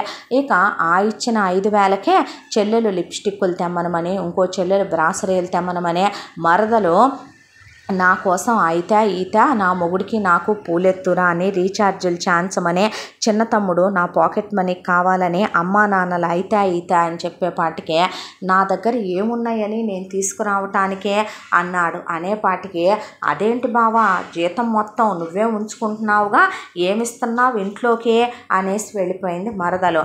మరే వదిన ఏముంది, మొత్తం నువ్వే వాడేసుకుంటున్నావు కదరా, అమ్మా నాన్నలకి ఏమిస్తున్నావని అంతా నాన్న జీతంతోనేగా జరుపుకొస్తున్నాడు అనేసి వెళ్ళిపోయారు చెల్లెళ్ళు. అంత దాంట్లో నవ్వాలో ఏడవాలో అర్థం కాలేదు శేఖర్కి. పైకొచ్చాడు. పైకొస్తే అలా దిగులుగా కూర్చున్న నందిని చూసి, బాధపడుతున్నావా, నాకు అలవాటేలే ఇవన్నీ, నువ్వు బాధపడకంటే. ఏంటిది శేఖర్ అంది. ట్యూషన్ పిల్లలు వెళ్ళిపోయిన తర్వాత దగ్గరికి తీసుకున్నాడు. దగ్గరికి తీసుకొని, ఇది ఇప్పుడు మొదలైంది కాదురా, ఇప్పుడు ఆగిపోదని. ఎవరైనా కొత్తగా పెళ్ళైన పెళ్ళాంతో రొమాంటిక్గా ఉంటారో, సరసాలు ఆడతారు, సరదాగా ఉంటారు. ఏ నడుం గెల్లటమో చెంప గెల్లటమో, లేదంటే గనక వాళ్ళు గడిపిన మధుర స్మృతుల గురించో, మధుర రాత్రుల గురించో, పుట్టబోయే పిల్లల గురించో, కెరియర్ ప్లానింగ్ల గురించో మాట్లాడతారు అబ్బాయిలు. అది కాదంటే మనం ఇల్లు కొనుక్కోవాలి, కారు కొనుక్కోవాలి, మనకంటూ లైఫ్లో ప్లాన్ చేసుకోవాలి, నీకు అవి కొనాలి, ఈ కొనాలి, మనం ఈ ట్రిప్పులకి వెళ్ళాలి, చెప్తారు. కానీ అలా ఆ అమ్మాయి ఒళ్ళో పడుకొని ఇక కళ్ళు ఎర్రగా అయిపోయిందాక ఏడ్చి తను పుట్టిన దగ్గర నుంచి అమ్మకు నచ్చనని, నాన్నకు నచ్చనని, అమ్మమ్మ తాతయ్యల దగ్గర పెరిగానని, నానమ్మ తాతయ్యలు శాశ్వతంగా దూరం అయిపోయారని, వాళ్ళు ఎలా ఉంటారో కూడా తనకి తెలియదని, ఇక అమ్మమ్మ తాతయ్యల దగ్గర నుంచి వచ్చిన తర్వాత తను ఇలా స్కూల్లో వేశారు, దాతలు చదివించారు. ఆ తర్వాత చదువు అయిపోయింది, ఉద్యోగం చేయకపోతే ఊరుకోమని కొట్టారు. ఉద్యోగానికి వెళ్ళిన తర్వాత ఇక అక్కడి నుంచి జీతం నాన్న తీసుకుంటాడు. 500 ఇచ్చేవాళ్ళు. ఆ తర్వాత నువ్వు వచ్చాకే 5,000 ఈ నెల జీతంలో తీసుకున్నాను, అప్పటి వరకు తీసుకొని ఎరగనని, ముందు చిన్న తమ్ముడికి పెళ్లి చేసేసారని, తమ్ముడు పెళ్ళాం ఉద్యోగాలు మానేశారని, ఆ తర్వాత చెల్లెలకి పెళ్లి చేస్తే మొగుడితో గొడవ పెట్టుకొని వచ్చిందని, పోనీ ఇంకో తమ్ముడు చదువు అయిపోవస్తుంది, వాడన్నా ఆదరవు అవుతాడేమోనని చూస్తున్నానని, ఒకవైపున వాడు చూస్తేనేమో గాలి తిరుగుళ్ళు తిరుగుతున్నాడు గర్ల్ ఫ్రెండ్స్తో అని, రోజుకు ఒకదాన్ని మారుస్తూ ఉంటాడు. వీళ్ళే వాడికి డబ్బులు ఇచ్చి పంపించి డబ్బున్న దానికి గేలమేమని చెప్తారని, ఇక చిన్న చెల్లెల సంగతి చూస్తే అదేమో ఎప్పుడు చూసినా మేకప్లని, సినిమాల్లో హీరోయిన్ అవ్వాలని రీల్స్ చేసుద్దని, టిక్టాకులు చేసుద్దని, ఎప్పుడు లిప్స్టిక్ మేకప్లు గోలని, వీళ్ళు చూస్తేనేమో ట్రిప్పులకి వెళ్ళొస్తారని, లైఫ్లో ఎంజాయ్ చేస్తారని, నాకు ఇలా ఉండటం నచ్చదని, కానీ ఎదురు తిరిగితే దారుణంగా కొడతారని, ఆ దెబ్బలు తినలేనని, విలువ లేకుండా మాట్లాడతారని, ఆ అవమానాలు పొందలేకే మెదలకుండా నేను కూడా వదిలేస్తే వీళ్ళ బ్రతుకులు ఏమవుతాయా అనే దాంతో ఈ బతుకు భారాన్ని మోసుకొస్తున్నానని చెప్పాడు. రోజు అమ్మాయికి ఏదో ఒకటి చెప్పుకోవటం, ఏడవటం. ఆ అమ్మాయికి కూడా అదే అలవాటైపోయింది. ఆ ఇంట్లో చాకిరీ చేసి అంతమంది మందకి వండి, అంతమంది మంద బట్టలు ఉతికి, ఆ కొంపలో అందరికీ చాకిరీ చేసి ఇక అమ్మాయికి ఉద్యోగానికి వెళ్ళే ఓపిక లేదు. పైగా ఆ అమ్మాయి ఇంకోటి కూడా ఆలోచించుకుందే, తను ఉద్యోగానికి వెళ్ళినా ఆ తెచ్చిన జీతం మామ తీసుకుంటాడు, అత్త తీసుకుంటుంది. వీళ్ళందరి కోసం నేనెందుకు ఉద్యోగం చేయాలి? నా మొగుడి కోసం, నా ఇల్లు కోసం, నా పిల్లల కోసం, నా కోసం చేసిన ఒక ఆనందం అని అసలు ఆ అమ్మాయికి ఆ పుట్టింటి వాళ్ళు పెడతామన్న ఆ 10 తులాల బంగారమే ఆ అమ్మాయి జాబ్ చేసిన డబ్బులతో కొనుక్కొని తల్లిదండ్రుల మీదే భారం పెట్టని కూతురు నందిని. మెరిట్ మీద చదువుకుంటూ, స్కాలర్షిప్ల మీద చదువుకుంటూ వచ్చింది ఆ అమ్మాయి. తండ్రి మీద పెద్ద ఫీజు భారము పెట్టింది లేదు. ఆ తర్వాత ఆ అమ్మాయికంటూ ₹1 దాసే ఏదో ఒక రోజుకి అక్కరకు వస్తుంది కదా అని చెప్పి నాన్న అసలు ఆ రోజు చెప్తానన్నా తనే చెప్పనివ్వలేదు. ఒక ల్యాండ్ కొన్నాడు. ఆ ల్యాండ్ కూడాను జాగ్రత్తగా దాని చుట్టూ ఆ అమ్మాయి ఫెన్సింగ్ వేయించినా పీకేస్తారేమోనని గోడ కట్టించి అందులో కొన్ని పళ్ళ మొక్కలు అవి వేయించి అక్కడ ఒకడిని కాపలా పెట్టి వాడిని అప్పుడప్పుడు వెళ్ళి తండ్రి చూసొస్తూ ఉంటాడు. ఒక కుటుంబం గుడిసేసుకొని ఉంటారు అక్కడ. అలా ఆ స్థలాన్ని జాగ్రత్తగా దాచుకుంది నందిని. వాళ్ళది పొదుపరి సంసారం. తమ్ముడు కూడా ఇప్పుడు అలాగే చదువుకుంటూ వస్తున్నాడు. ఈ విచ్చలవిడితనం ఏంటి, ఈ మనుషులేంటి, ఈ కథ ఏంటి, ఈ వ్యవహారం ఏంటి? తన తండ్రి కష్టపడతాడు, ఆయన ఉద్యోగానికి వెళ్ళొచ్చే పాపం నిజం చెప్పాలంటే ఇంకో చోట లెక్కలు రాసి వస్తాడు. తల్లి మిషన్ కుట్టినట్టే ఉంటుంది. తమ్ముడు వాడొక వైపున చదువుకుంటూ ఎందుకు ఖాళీగా ఉండాలి అనే దాంతో వాడు చిన్న కంప్యూటర్ కోర్సులు నేర్చుకుంటాడు. రేపొద్దున ఏ ట్యూషన్లో పెట్టుకుందాం అనుకుంటున్నాడు వాడు. ఇలా తనంతకు ముందు ట్యూషన్లు చెప్పేదే. ఏంటిదంతా అసలు? వీళ్ళేంటి, వీళ్ళ తరీఖాలేంటి, ఈ మనుషులేంటి అనిపించేది ఆ అమ్మాయికి. ఇలా రోజులు గడిచిపోతూ ఉంటే ఇంత దాంట్లో కూడా చిన్నోడు చదువు అయిపోయిన తర్వాత ఉద్యోగానికి ఎప్పటి నుంచి వెళుతున్నావురా అంటే నేను అనుకున్నటువంటి కంపెనీల్లో నాకు రాలేదు అన్నాడు. ఏ కంపెనీలు అనుకున్నావు నువ్వు అంటే నేను జాయిన్ అవ్వగానే 2-3 మంత్స్లో నాకు ఆన్ సైట్ రావాలి, ఆ తర్వాత నేను అబ్రాడ్ వెళ్ళి సెటిల్ అవ్వాలనుకుంటున్నాను, అలాంటివి వస్తే కనుక జాయిన్ అవుతాను నేను, అప్పటిదాకా ఏం చేస్తావు, నువ్వు ఉన్నావుగా అంటే అదేంట్రా ఎక్కడో చోట జాయిన్ అవ్వు, జాబ్లో నేను వెళ్ళను, ఏం పీకుతావు వెళ్ళకపోతే అనేసి అమ్మా నాన్నల దగ్గరికి వెళ్ళి డబ్బులు తీసుకొని వాడు గర్ల్ ఫ్రెండ్ని కలవాలని చెప్పి వెళ్ళిపోయాడు. వాడికి చెప్పవేంటి నాన్న నువ్వు అంటే మూసుకొని వెళ్తావా ఇక్కడి నుంచి, చిరాగ్గా ఉంది నాకు అనేశాడు తండ్రి. దాంతో తల్లి ఏందిరా నీ ఎదవగోలా అనేసింది. ఆ అమ్మాయికి మనసు చివుక్కుమంటం మొదలుపెట్టింది. ఇంత దాంట్లో పోనీ ఆఖరి దానికి పెళ్లి చేసుకోమ్మా అంటే చదువు అయిపోయింది, ఆఖరి చెల్లెలదే. అయిపోయిన తర్వాత నేనా పెళ్ళా, సరే చేసుకుంటా. అయితే అబ్బాయి ఎలా ఉండాలంటే వాళ్ళకి పడవంతా కార్లు ఉండాలి, కోట్ల కొద్దీ డబ్బు ఉండాలి, ప్యాలెస్ లాంటి ఇల్లు ఉండాలి, అబ్బాయి చాలా అందంగా ఉండాలి, దానికి తోడు డే అండ్ నైట్ నాతో బెడ్రూమ్లో గడపాలి, ఈ వరల్డ్లో ఉన్న ది బెస్ట్ కాస్మెటిక్స్ అన్నీ నా కోసం తీసుకురాగలిగి ఉండాలి, అంటే ఎట్టకేలకి కోటీశ్వరుడై ఉండాలి అంటే అన్నాడు. ఇక శేఖర్ అవును అందే. పోనీ ఉద్యోగం చెయ్యమ్మా, నేను ఉద్యోగం చేస్తే నీకే ప్రాబ్లం అమ్మా, ఏంటే ప్రాబ్లం అంటే, సరే చెప్తా ఎట్రారా, ఇప్పుడు నేను ఉద్యోగానికి వెళతాను, అసలే నేను అందంగా ఉంటానా, మేకప్ లేకుండా ఉండనా, అలాంటి నా అందం చూసి నా బ్యూటీ చూసే కొంతమంది అబ్బాయిలు నన్ను కావాలని కోరుకుంటారు, అది వాళ్ళ తప్పు కాదు, నా అందం తప్పు. అయితే మెసేజ్లు చేస్తారు, ఆ తర్వాత కాల్స్ చేస్తారు, మాట్లాడాలి, అది నా తప్పు కాదు, నా అందం తప్పు. వాళ్ళు గిఫ్ట్లు ఇస్తారు, తీసుకోవాలి, గిఫ్ట్లు ఇచ్చిన వాళ్ళు ఊరికే ఉంటారా, నువ్వు కొన్ని సినిమాలు చూడట్లా, రీసెంట్గా వచ్చిన సినిమాలో ఆ గిఫ్ట్ల కోసం ఆల్రెడీ ఫ్రెండ్స్ ఉంటారు, అయితే సూసైడు లేదంటే ఏదో క్లోజ్ చేయాలని చెప్తారు, ఇంకేదో అనేపాటికి ఇక వద్దులే నువ్వు ఆపేవా అన్నాడు. ఆపేవా అనేపాటికి అవన్నీ నేను చేస్తే మళ్ళీ నా కోసం నువ్వు ఫ్లెక్స్ మీద ఒక పెళ్లి కొడుకుని వెతికి వాడికి ఇదంతా చెప్పి కట్నాలు ఇచ్చి పెళ్లి చేసేంత నీ బతుకుందా, దానికి బదులు ఇలా ఉన్నాననుకో, నా అందం చెక్కు చెదరకుండా నా క్యారెక్టర్ని కూడా నేను ఇంతవరకు అక్కడి దాకా వెళ్ళనివ్వలేదు, కాబట్టి ఎవడో ఒక డబ్బున్నోడు చేసుకుంటాడు కదా, అది కూడా చూసి చేయలేవా ముష్టిఫెలో అని వెళ్ళిపోయింది. వెళ్ళిపోయేపాటికి ఓపెన్గా చెప్పాలంటే దీన్ని ఉద్యోగానికి పంపిస్తే ఇది విచ్చలవిడిగా తయారవుతానని చెప్పినట్టే కదరా నాకు అన్నాడు నందినితో. నందిని ఏమీ మాట్లాడలేదు. ఇంత దాంట్లో వెళ్ళి ముందు నీ చిన్న చెల్లెల్ని కాపురానికి తీసుకెళ్ళమని చెప్పరాదా నీ బావమరిదికి అనేసరికి, సరే నువ్వు నేను వెళ్దాం పదమంటే నందిని కూడా వెళ్ళే, ఏంటండి ఇదే, తనేదో చేసిందనుకోండి, తను మీ భార్య కాకుండా పోతుందా, మీరైనా ఒక అడుగు ఎవరు తగ్గితే ఏముంది భార్యాభర్తల్లో, వచ్చి తీసుకెళ్ళకూడదా అన్న తర్వాత, సరే వీళ్ళిద్దరూ రిక్వెస్ట్ చేశారని బలరాం వాళ్ళ అమ్మ కూడా తప్పయ్యా అలా ఉండకూడదు అని చెప్పిందని వచ్చాడు తీసుకెళ్ళటానికి.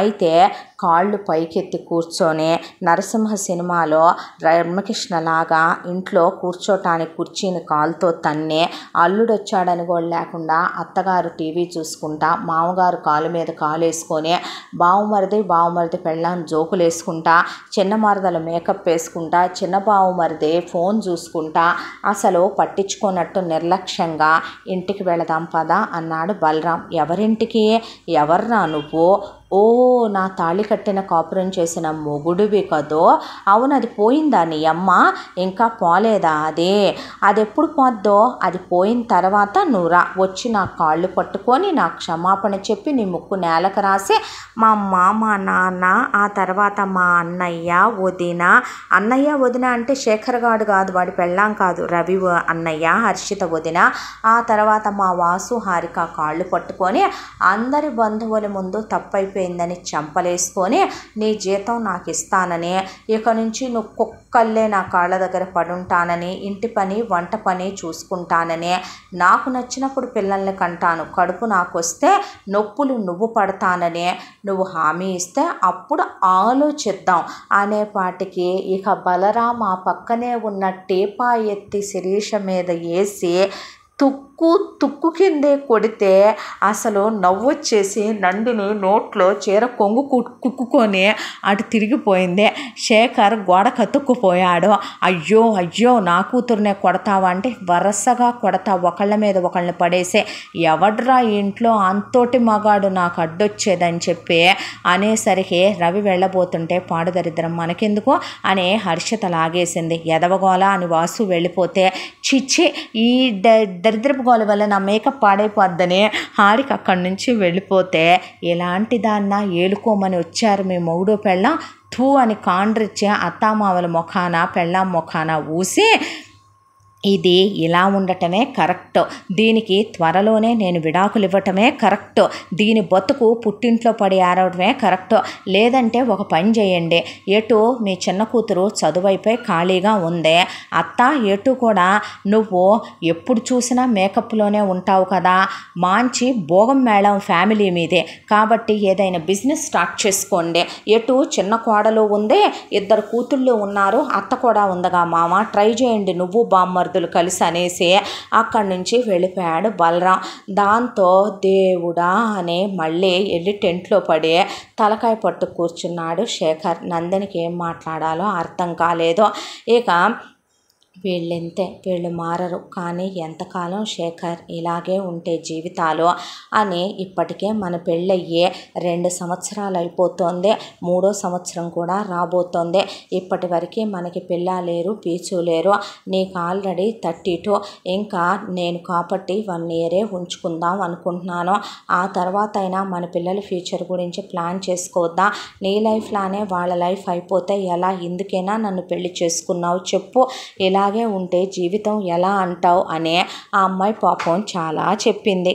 ఆ అమ్మాయి చెప్పింది ఏ వేరు కాపురమో వెళ్ళిపోదాం అంటాడేమో అని ఆ అమ్మాయి అనుకుంటే, ఈ తిక్కలోడు కాస్త ఏదో సామెత చెప్పినట్టు పిచ్చోడికి ఏదైనా చెప్తే అది ఇంకోలా అర్థమవుతుంది అని 1 వారం రోజుల్లో ఒక రోజున రొమ్ము విరుచుకుంటూ పెద్ద మగాళ్ళలాగా మీసం మెలేసుకుంటూ వచ్చాడు శేఖర్. ఈవినింగ్ ఇంటికే వచ్చేసరికి ఏంటి ఈరోజు మొగుడు కొంచెం తేడాగా ఉన్నాడని అందరితో పాటు నందిని అలా చూస్తూ నుంచుంది.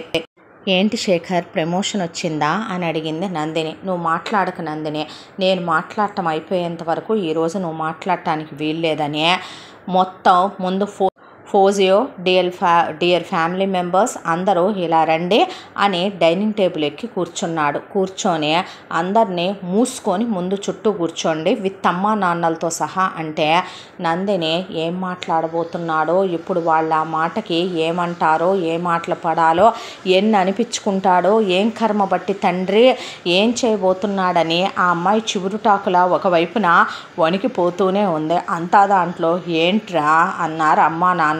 అమ్మ నాన్న, నేను ఇంటికి పెద్ద కొడుకునే, ఎన్నాళ్ళని భారాలు బరువులు నేనే మోస్తాను, ఈ ఇంట్లో వాళ్ళందరికీ ఏం పోయే కాలాలు వచ్చినాయి, కాళ్ళు చేతులు పడిపోయినాయా, లేకపోతే ఏమైనా వీళ్ళందరికీ కూడా చదువు సంస్కారాలు లేక ఏడుస్తున్నారా, ఎంతకాలమని నేనే పోషిస్తానో, నాకు రేపొద్దున పిల్లలు పుట్టనా, నాకు రేపొద్దున ఖర్చులుండవా, నాన్న నువ్వు నాకు 5,000 ఇవ్వటం ఏంటి, ఇక నుంచి నా జీతం నా దగ్గరే ఉంటుంది, నీ జీతం కూడా నాకే తెచ్చివు నాన్న, ఇంటి ఖర్చులు బడ్జెట్ ప్రకారం నేను నడిపిస్తాను, నా పెళ్ళాం కూడా ఉద్యోగానికి వెళ్ళొచ్చి జీతం నాకే ఇస్తుంది, ఒరే రవి ఇదిగో నీకు నీ పెళ్ళానికి 2 కాల్ లెటర్స్, మూసుకొని రేపటి నుంచి ఉద్యోగానికి వెళ్ళి జీతం తెచ్చి నాకు ఇవ్వండి, ఉసే శిరీష వచ్చే దారిలో నీ మొగుడు కాళ్ళు పట్టుకొని ఒప్పించొచ్చాను, మూసుకొని వెళ్ళి మీ అత్తగారికి సేవ చేసుకుంటూ నువ్వు పద్ధతిగా నీ మొగుడుతో కాపురం చేసుకుంటూ నీ ఇంట్లో నువ్వు ఉండు, పద్దాక పుట్టింటికి వస్తే పళ్ళు రాలగొడతా, ఒరే వాసు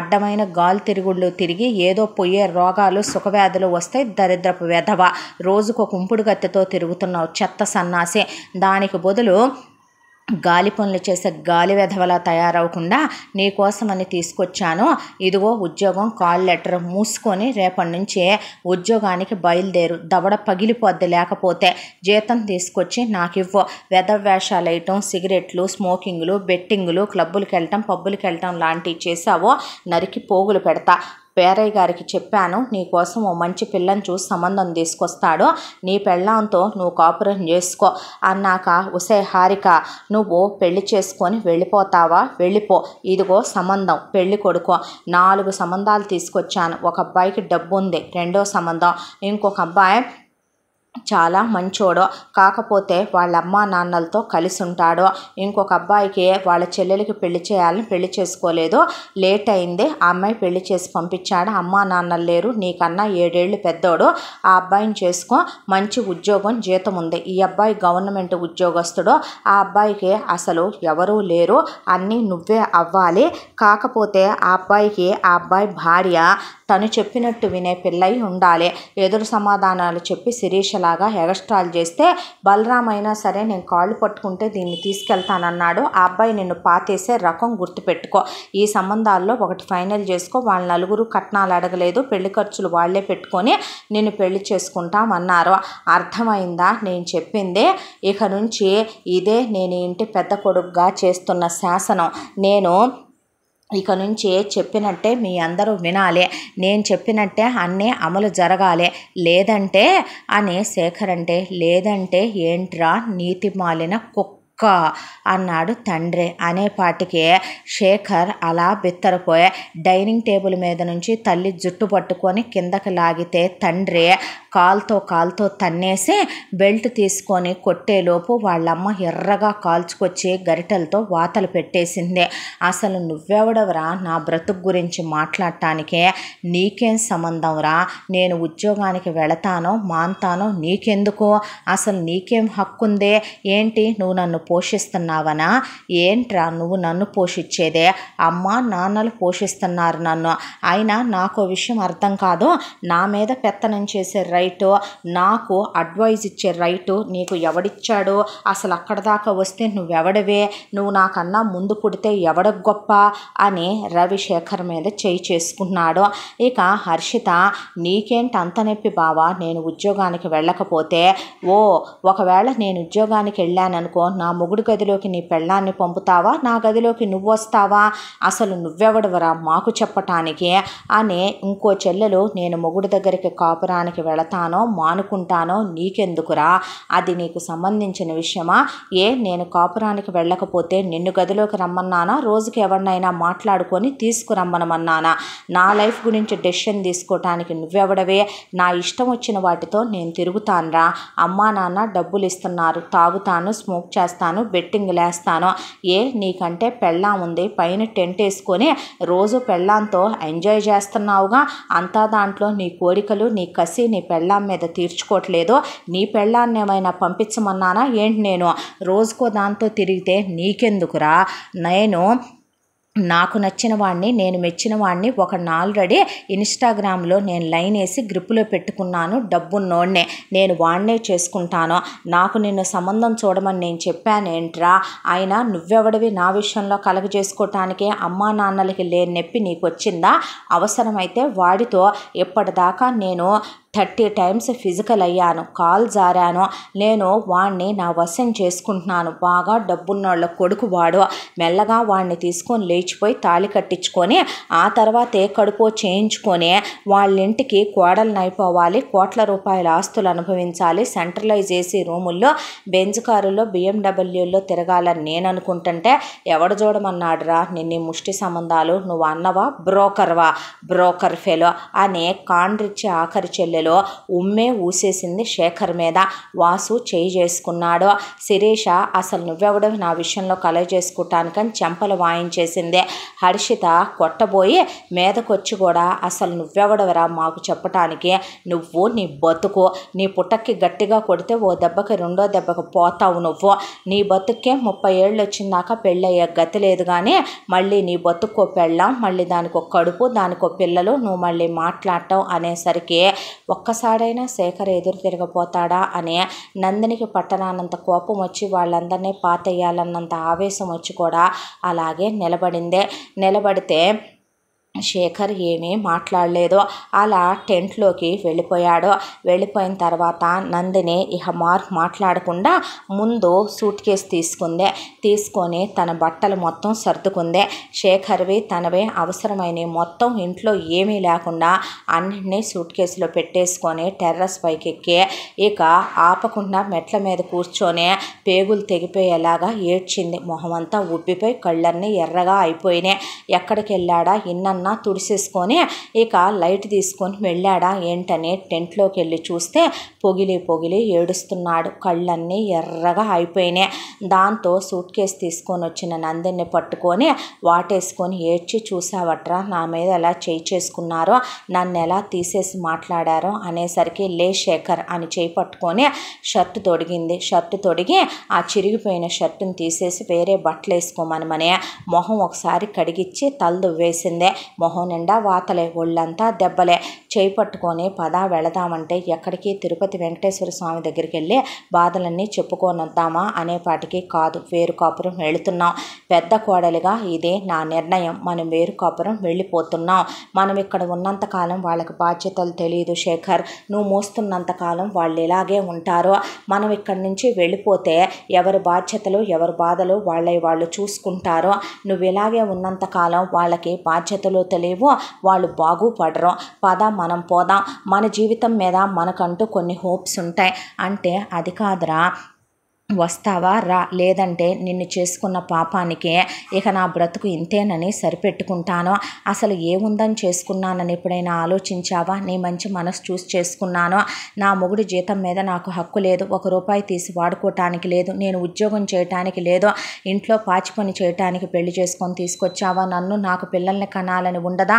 నీతో హ్యాపీగా టైం స్పెండ్ చేయాలని ఉండదా?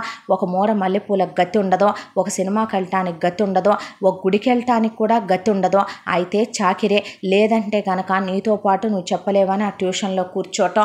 ట్యూషన్ డబ్బులు ₹1,00,000 పైన వస్తున్నాయి. ₹1 లెక్క చూపించు, నీ జీతం ₹1,00,000, ₹1 లెక్క చూపించు. బండి కొనుక్కున్నావా, ఒక కారు కొనుక్కున్నావా? నాకుండదా నా మొగుడిని దొరబాబులా చూసుకోవాలని? ఏమి లేక మనకి కర్మ, మనం ఎందుకు వీళ్ళందరి కోసం తాపత్రయపడాలి? పోనీ పడుతున్నావు, దానికి ఒక గుర్తింపు ఉందా? పెద్ద కొడుకుగా నీకు ఒక విలువ నీ అమ్మా నాన్నలు ఇస్తున్నారా? వాళ్ళందరికీ ఎందుకు భయపడతావు శేఖర్? నువ్వేమైనా తప్పుడు పనులు చేశానని భయపడతావా? ఇలాగే ప్రతి ఒక్కళ్ళకి భయపడుతూ పోతే నా మొగుడు రేపొద్దున నా పిల్లలు కూడా నీకు విలువివ్వరేమో అనిపిస్తుంది. నువ్వు వస్తావా రా, లేదంటే నేను వెళ్ళిపోయి నీకు విడాకులు ఇచ్చేసి నేను ఇంకో పెళ్లి చేసేసుకుంటా. నిర్మోహమాటంగా చెప్తున్నాను శేఖర్, ఎందుకంటే ఇక నుంచి నీకు మీ నాన్నని అడిగే 5,000 తీసుకొని కూడా దెబ్బలు తినాల్సిన అవసరం ఉండదు ప్రతి నెల అనేపాటికి, లేదు వస్తానని ఆ అమ్మాయి చేయి పట్టుకున్నాడు. చేయి పట్టుకుంటే ఇప్పుడు అమ్మా నాన్నలు ఏమనుకుంటారో, నేను బాధ్యతల్ని వదిలేసి బాధ్యతల నుంచి తెగదెంపులు చేసుకొని వెళ్ళిపోయానని చుట్టాలు బంధువులు స్నేహితులు అమ్మా నాన్నలు అనుకుంటారా? ఏదైతే అదైంది, నందు తీసుకెళ్ళిపోతుంది కాబట్టి వెళ్ళామే తీసుకెళ్ళిపోయింది ఇంట్లో నుంచి అనుకుంటారో. అనుకో, నువ్వు ఏం పర్వాలేదు, ఇది పెద్ద కోడలుగా తనే వేరు కాపురం పెట్టుకుంటుంది అనుకుంటారు. అనుకోనివ్వు, నాకు ఇలాగైనా సరే ఫ్రీడమ్ వస్తుంది అని చెప్పి అమ్మాయి చేపట్టుకున్నాడు. ఎక్కడికి రా అన్నాడు కృష్ణమూర్తి. నేను వెళ్ళిపోతున్నాను నాన్న అన్న తర్వాత, ఎక్కడికి రా నువ్వు వెళ్ళేది అంది పరిమళ. వెళ్లకుండా ఉండి ఏం చెయ్యాలి నా మొగుడిక్కడ? నా మొగుడిక్కడ పాచి పని చేయటానికి నువ్వు కన్నావా నా మొగుడినే? నా మొగుడి జీతం మొత్తం దిగతింటున్నాడు. సిగ్గు శరం మానాభిమానాలు ఉండాలి ఇక్కడ ఒక్కొక్కళ్ళకే. అసలు మాకేంటి, మీ అందరికీ ఊడిగాలు చేయాల్సిన అవసరం, నాకు పాచి పని చేయాల్సిన అవసరం? ఈ ఇంటి చిన్న కోడలు నాకన్నా ముందొచ్చింది, దానికి ఏమైనా కాళ్ళు చేతులు పడిపోయి పక్షవాతం వచ్చిందా, లేకపోతే దానికి ఏమైనా పొయ్యే రోగాలు ఉన్నాయా? అదే దాని పని దాని మొగుడు పని అది చేసుకోలేదా? నా మొగుడు దాని గదిలోకి వస్తున్నాడా అని అడిగిందే. పిలుచుకున్నావేమో మరి, అంతకుముందు నీ పెళ్ళి అయిన తర్వాతే కదా నా మొగుడు పెళ్ళి అయిందే, మరి అప్పుడు దాకా నా మొగుడు ఖాళీగానే ఉన్నాడు కదా, నీ మొగుడు ఉద్యోగం సద్యోగం లేకుండా ఏడుస్తున్నాడని అలాగైనా నా మొగుడి మీద పడి బతికేయొచ్చని పార్ట్ టైం ఆ జాబ్ చేసుకుంటా కూర్చున్నావా ఏంటే? అంటే ఊరుకుంటారు అనుకుంటే ఇక్కడ ఒక్కొక్కళ్ళకి దవడ పగిలిపోద్ది. ఏ హక్కుతో మీ కొడుకని కొట్టామని మీరు అనొచ్చు, ఇప్పుడు ఆయన నా మొగుడు మీద చేయేసే హక్కు నీకు ఎవడిచ్చాడత్తయ్యా? కంటే 9 నెలలు మోసి కనటమే గొప్ప విషయం అనుకుంటే పశువులు పక్షులు కూడా పిల్లల్ని కని ఎంత దారుణంగా పెంచట్లేదో. ఏం మగాడివయ్యా నువ్వు?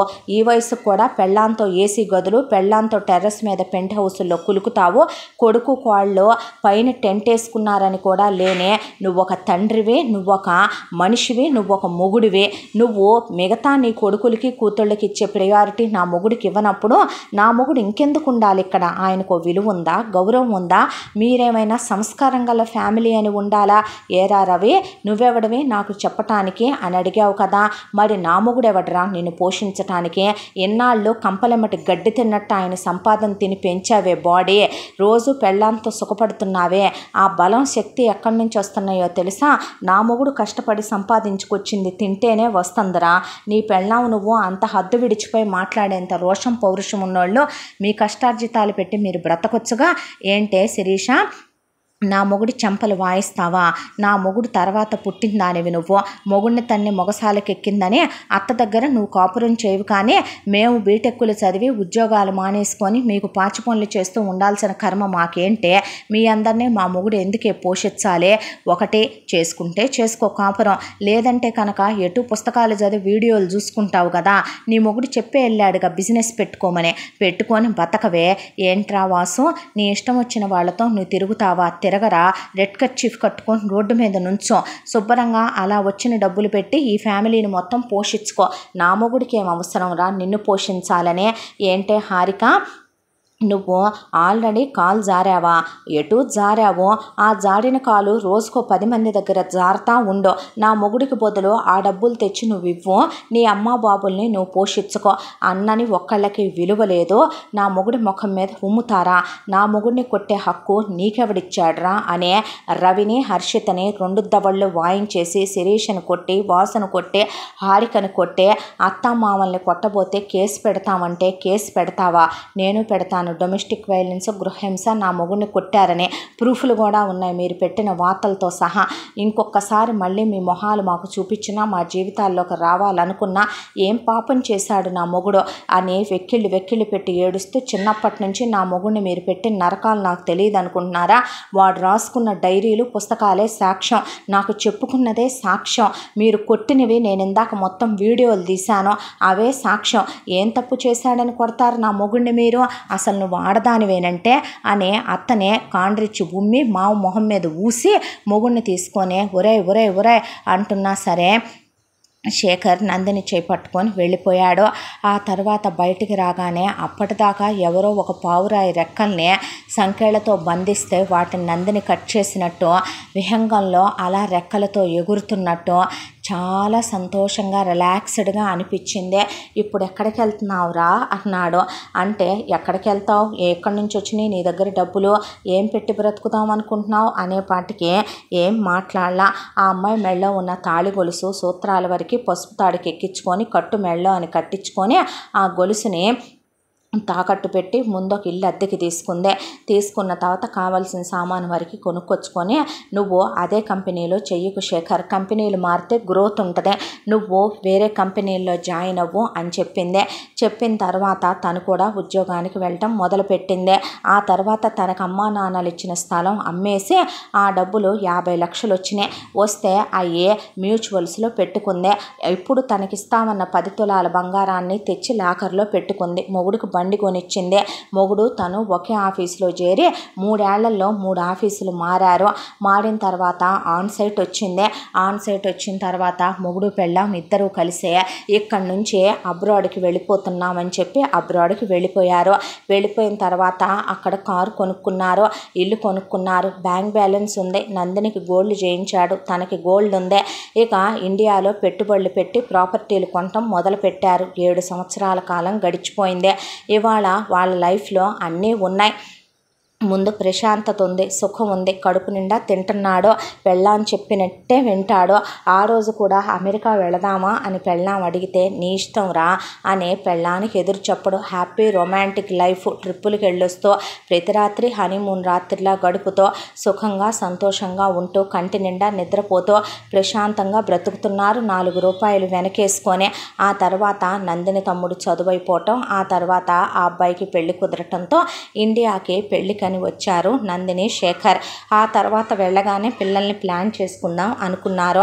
అయితే వీళ్ళు వచ్చారనే విషయం తెలిసి ఆ పెళ్లి మండపం దగ్గరికి పరిమళ, కృష్ణమూర్తి వచ్చారు. వస్తే ఏంటొచ్చారు అని అడిగాడు శేఖర్. ఏరా నీకేం పోయే కాలం వచ్చిందిరా, ఇక్కడ ఉండంగానేమో మేము ఫోన్లు చేస్తే ఫోన్ సిగ్నల్ కలవట్లేదన్నావు, ఎక్కడుంటున్నావంటే నేను పద్దాకి ఇల్లు మారాల్సి వస్తుంది, నాకు తెలియదు అడ్రస్ చెప్పడం అన్నావు. అమెరికా వెళ్ళిన తర్వాత ఫోన్ నెంబర్ ఇవ్వలేదు, అమెరికా వెళ్ళిన తర్వాత మేమే ఫోన్ నెంబర్ తెలుసుకొని ఫోన్ చేసినా ఫోన్ కట్ చేయటం, సిగ్నల్ లేదంటాం. ఏంట్రా ఈ ఎదవేషాలన్నీ, పనికిమాల కుక్క, నీతిమాల వెదవ, ఏరా పిచ్చ సన్నాసి పిచ్చెదవ, ఏంట్రా ఎర్రిబాగుల ఎదవ, ఎలా తయారయ్యావేంట్రా నువ్వు అన్న తర్వాత ఏం పని మీద వచ్చారని నందిని అనబోయేలోపు ఆపి ఏం పని మీద వచ్చారు ఇప్పుడు అన్న తర్వాత ఏముందరా కడుపు చించుకుంటే కాళ్ళ మీద పడుద్దని నీకు చెబుదామని మా గోడు అనేసరికి ఏంటది అని అలాగే నిలబడ్డాడు. ఏం లేదు, రవి పెళ్ళాం మీరు వెళ్ళిపోయిన తర్వాత ఉద్యోగాల్లో జాయిన్ అయ్యారు, వేరు కాపురం పెట్టుకున్నారు, ఉద్యోగాల్లో జాయిన్ అయ్యి వేరు కాపురం పెట్టుకున్న తర్వాత వాళ్ళ బతుకు వాళ్ళు బతుకుతున్నారు, ఇద్దరి మీద బాగానే జీతాలు వస్తున్నాయి. ఇక కాకపోతే వాడు అక్కడ ఉద్యోగం చేయలేకపోతున్నాను, పొద్దున్నుంచి సాయంత్రం దాకా ఎట్టి చాకిరి అయిపోయింది అనుకుంటున్నారు మొగుడు పెళ్ళాం. శిరీష కాపురానికి వెళ్ళిపోయింది, మొగుడు కాళ్ళు పట్టుకొని అత్త కాళ్ళు పట్టుకొని అక్కడే కాపురం చేసుకుంటుంది. ఇక రవికి హర్షితకి ఒక కొడుకు పుట్టారు, శిరీషకి బలరాంకి ఒక కూతురు పుట్టింది. అది పాపం అత్తగా చాకిరీ చేయలేక ఆ ఇంట్లో ఉండలేక ఎంత పనోళ్లతోనైనా చేయించాలి కదా, 2-3 పనోళ్లను కూడా పెంచాడనుకో మొగుడు, కాకపోతే ఆ రోగిష్టి దానికి చాకిరీ చేస్తూనే ఉండాలనుకో, ఆ లత్తేమైనా మంచంలో పడిందా అన్నాడు. లేదు తిరుగుతుంది, పూజ పునస్కారాలు చేసుకుంటుంది, అయినా టయానికి అన్ని వంటమ్మాయితో వండించి డైనింగ్ టేబుల్ మీద పెట్టియాలిగా పాడుపేడ. ఆ తర్వాత చిన్నోడు వాసుకి ఉద్యోగం వచ్చింది, ఉద్యోగంలో చేరాడు. ఆ తర్వాత విచ్చలవిడిగా అమ్మాయిలతో తిరుగుతున్నాడు, ఎక్కడ గాలికి పోతాడోనని చెప్పి మేమే నాకు మేనగోళ్ళ వరుసయ్యే ఒకటి పల్లెటూరు పెళ్ళేలే, కట్నాలు కానుకలు లేకుండా ఇచ్చి చేశాము. చేసిన తర్వాత కూడా వీడు గాలి తిరుగుళ్ళు తిరుగుతున్నాడని ఆ ముదరష్టపతి దాని పుట్టింటి వాళ్ళకి చెప్పి వాడిని ఇక్కడి నుంచి తీసుకెళ్ళిపోయి వాళ్ళ పుట్టింటి దగ్గరే వాడితో ఇక ఒక వ్యాపారం పెట్టించి అక్కడే ఒక జనరల్ స్టోర్స్లా పెట్టి ఆ జనరల్ స్టోర్స్లో తొక్కేసింది వాసుగాడినే. వాడికి కూడా ఒక కూతురు పుట్టింది. ఇక హారిక విషయానికి వస్తే రెండో సంబంధ పోడేలే, దానికన్నా ఓ 12 ఏళ్ళు పెద్దోడు, కాకపోతే గవర్నమెంట్ ఉద్యోగస్తుడు, భార్య పోయింది, పిల్లలు లేరు. ఇక అమ్మ నాన్నలు పల్లెటూరులో ఉంటారు, బాగా స్థిరచరాస్తులు ఉన్నాయి. ఇక అతనికి చూడటానికి మనిషి బాగానే ఉంటాడు, ఇచ్చి చేశాము. కాకపోతే ఏంటంటే దానికి నగలు చీరలు డబ్బులు ఇంట్లో వంటోళ్ళు పని మనుషులు కార్లు లగ్జరీ లైఫ్లు అన్నీ ఉన్నా వాడు సుఖపెట్టలేకపోతున్నాడంట, రోజుకు 2-3 సార్లకు మించి కాపురం చేయలేకపోతున్నాడంట, దానిక తృప్తి కలగట్లేదంట. ఏం బతుకనే అది రోజు ఫోన్ చేసి చెప్పుకుంటుంది. అంటే ఇప్పుడు నన్ను ఏం చేయమంటావమ్మా అన్నాడు శేఖర్. ఏముంది చేయటానికి, ఇద్దరు అమెరికా వెళ్ళారని తెలిసిందిలే, బాగానే సంపాదించుంటావుగా, ఇంతకాలంలో మాకు ఈ దరిద్రపు ఇండియాలో ఉండాలనిపించట్లేదు, మీ నాన్న కూడా ఇక చేసి అలిసిపోయాడు, కాబట్టి మా ఇద్దరిని తీసుకెళ్తే ఇక అక్కడే అమెరికాలో ఉంటా, అలా అమెరికాలో స్టాచ్యూ ఆఫ్ లిబర్టీ అయ్యి చూస్తా, అలా లగ్జరీ లైఫ్ని ఎంజాయ్ చేస్తూ టైంపాస్ చేయాలని ఉంది నాకు ఆయనకి. ఇక రవి విషయానికి వస్తే వాడి పెళ్ళాం ఇక్కడ ఆ వెధవ చాకరీ చేయలేకపోతున్నారంట, నువ్వే తీసుకెళ్ళి ఇద్దరితో ఎంఎస్ చేయించావనుకో, చెరో 25 లక్షలు పెట్టి అక్కడే ఉద్యోగాలు చేసుకుంటారు, మెల్లిగా వాడికో ఇల్లు కారు కొనివ్వు, అలా ప్రశాంత పడతాడు వాడు. ఇక శిరీష విషయానికి వస్తే వాడి కింద ఉండలేనంటుంది, ఎటు వాడికి విడాకులు ఇచ్చేస్తానంటుంది. వాడికి విడాకులు ఇచ్చి ఆ పిల్లను కూడా వాడికే పడేసి ఎలిమని తీసుకొని అక్కడికి వస్తే శుభ్రంగా అక్కడ ఎవడో ఒకడు అమెరికాలో ఉద్యోగాలు చేసుకునే వాళ్ళు ఉంటారు కదా, ఇక్కడ పెళ్ళయిందని పెళ్ళుందని చెప్పకుండా ఇచ్చి చేసేద్దాం, చెల్లెలు అమెరికాలో సెటిల్ అయిపోద్ది. వాసుగాడు ఆ పల్లెటూరులో ఉండలేకపోతున్నాను, అది టార్చర్ పెడుతుంది అని దాన్ని వదిలించుకొని వద్దాం అనుకుంటున్నాడు.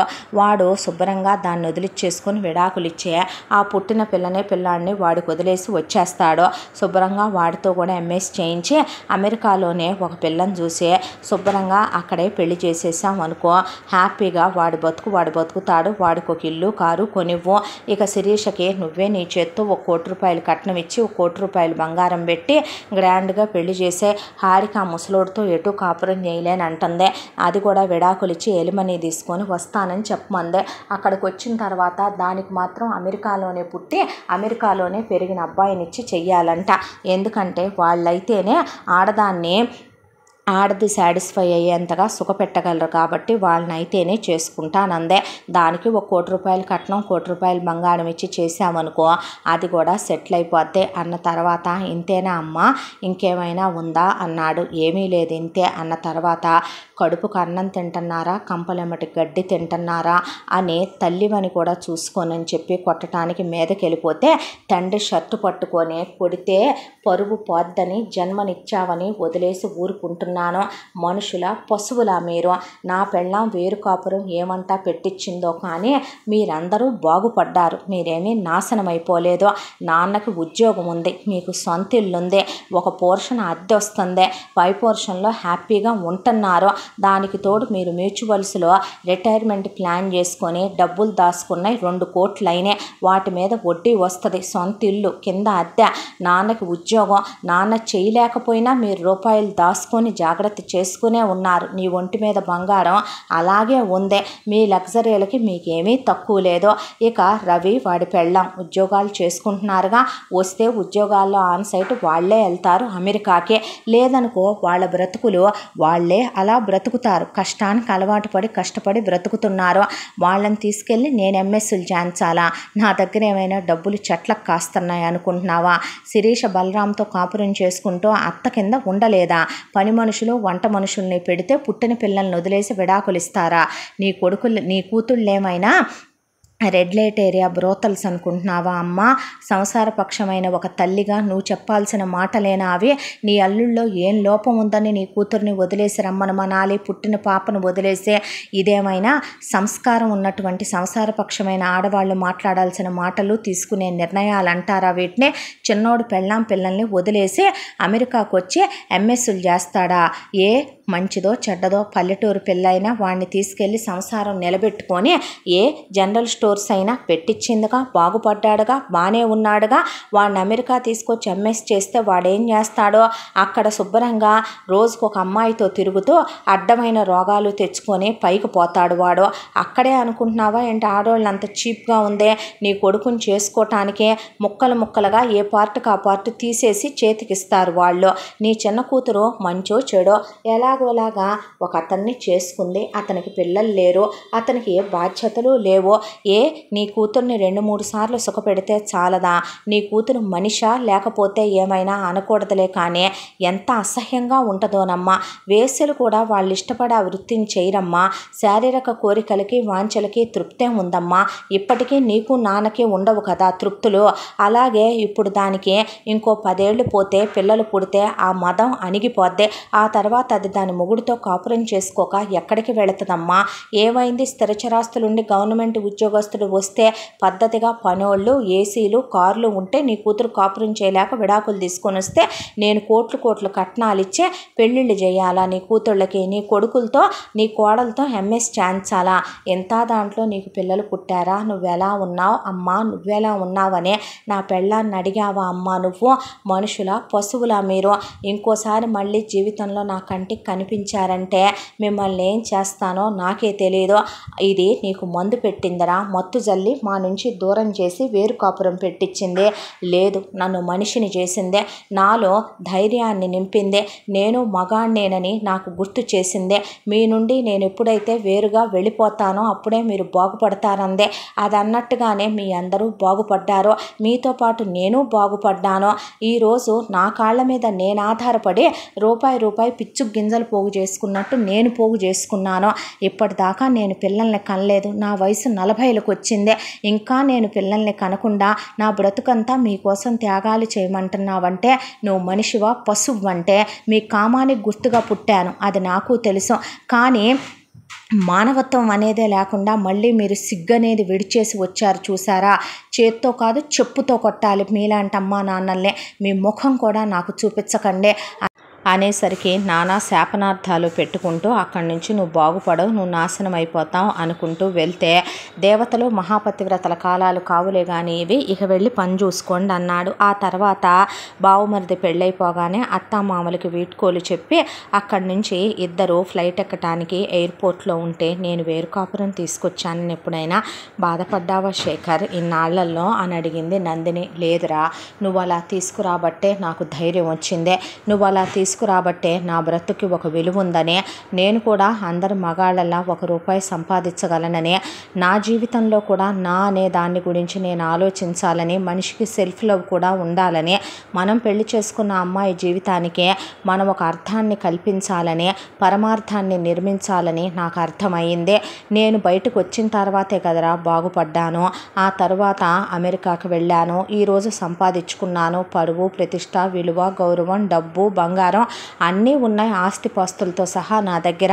రేపో మాపో నాకు పిల్లలు పుడతారు. నా లైఫ్ మీద నాకు ఆశలు, కోరికలు, కలలు ఉంటాయి నందిని. అయినా నేను అక్కడి నుంచి వచ్చాక వాళ్ళ జీవితాలు ఏమీ నాశనం అవ్వలేదు.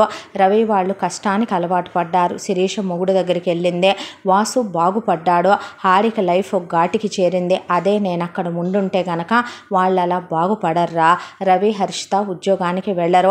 శిరీష కాపురానికి వెళ్ళదు. ఏ గాలి తిరుగుళ్ళకో అలవాటు పడిపోయేదే. వాసుగాడు తిరిగి తిరిగి ఏ సుఖవ్యాధిలో వచ్చి పోయేవాడు. హారిక ఈ పాటికి ఏ చెడు తిరుగుల్లో తిరిగి అది ఎంతోమంది బతుకులు నాశనం చేసే, లేదా ఏ వీధులకో ఎక్కి ఏ కడుపులో తీయించుకొని ఆల్రెడీ అది ఎటు మనం వచ్చేటప్పుడే చెడిపోయిందే. ఇంకా శాంతానికి చెడిపోయి ఉండేదే.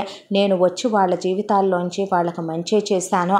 పెద్ద కోడలుగా నువ్వు నన్ను వేరు కాపురం తీసుకురావటం మంచే జరిగిందే. నువ్వు ఈ విషయాల గురించి ఆలోచించొద్దురా. ఇక నుంచైనా మన లైఫ్ గురించి మనం ఆలోచించుకుందామా. ఏ రోజు అలా అనుకుంటే నా కోసం నువ్వు 2 ఏళ్ళు పాచి పని చేయక్కర్లా, నా కోసం నువ్వు మాటలు పడక్కర్లా, నా కోసమని నువ్వు పొద్దున్నే లేచి దొంగచాటుగా వండి పెట్టక్కర్లా. నన్ను ఎన్ని బాధలు చెప్పినా నువ్వు మగాడివేనంట్రా, నీకు మగతనం ఉందరా అని నువ్వు నన్ను అడగొచ్చు. వాళ్ళని కొట్టమనొచ్చు, తిట్టమనొచ్చు, నా జీతం నువ్వు తీసుకోవచ్చు. కానీ నువ్వే రోజు అలా చేయలేదు. వాళ్ళు నిన్ను అర్థం చేసుకుందే లేదో అని ఫ్లైట్ ఎక్కేశారు. ఆ తర్వాత నందిని ప్రెగ్నెంట్ అయ్యి 2 పిల్లలు పుట్టారు. హ్యాపీగా శేఖర్, నందిని 2 పిల్లలు, వాళ్ళ ఫ్యామిలీ. నిజంగానే శేఖర్ అన్నట్టు వాళ్ళ ఫ్యామిలీలో ఎవ్వరూ నష్టపోలేదు. అందరూ వాళ్ళ బ్రతుకులు వాళ్ళు హ్యాపీగానే బ్రతుకుతున్నారు. పరిమళ, కృష్ణమూర్తికి ఓ సెక్యూర్డ్ లైఫ్ ఉంది. రవి, హర్షిత ఇద్దరు ఉద్యోగాలకు వెళ్ళొస్తూ మంచి పొజిషన్లోనే ఉన్నారు. శిరీషకి బలరాం ఉన్నాడు, ఏ ప్రాబ్లం లేదు. వాసుకి లైఫ్ హ్యాపీగా సాగిపోతుంది. కొట్టు రోజుకి ₹10,000 లాభమే తెచ్చిపెడుతుంది. నెలకు 3 లక్షల సంపాదన. అంతకన్నా ఏం కావాలి. హారికను మొగుడు హ్యాపీగా చూసుకుంటున్నాడు. ఎవరూ ఇక్కడ నష్టపోలేదు. మళ్ళీ వాళ్ళని తెచ్చి తను కొత్త బద్ధకాలు నేర్పించాలని అనుకోలేదు. అమాయకత్వాన్ని చేతగానితనంగా, మంచితనాన్ని చులకనగా తీసుకునే ప్రతి ఒక్కళ్ళకి కూడా తన కథ ఒక గుణపాఠం కావాలి అనుకునేవాడు. తన భార్య లాంటి భార్య ఉన్న ఏ మగాడి జీవితమైనా బంగారుమయమే అవుద్దని గర్వంగా చెప్పుకునేవాడు శేఖర్. ఇంతటితో ఈ కథ సమాప్తం. మళ్ళీ మరొక మంచి కథతో కలుసుకుందాం. తప్పకుండా మన ఛానల్ని లైక్ చేయండి, షేర్ చేయండి, సబ్స్క్రైబ్ చేయండి, బెల్ ఐకాన్ క్లిక్ చేసి ఆల్ అనే బటన్ని ప్రెస్ చేయడం మర్చిపోకండి. ఈ కథను మనకు అందించిన కథా రచయిత్రి జి. యామిని శ్రీనివాస్ గారు. Thank you.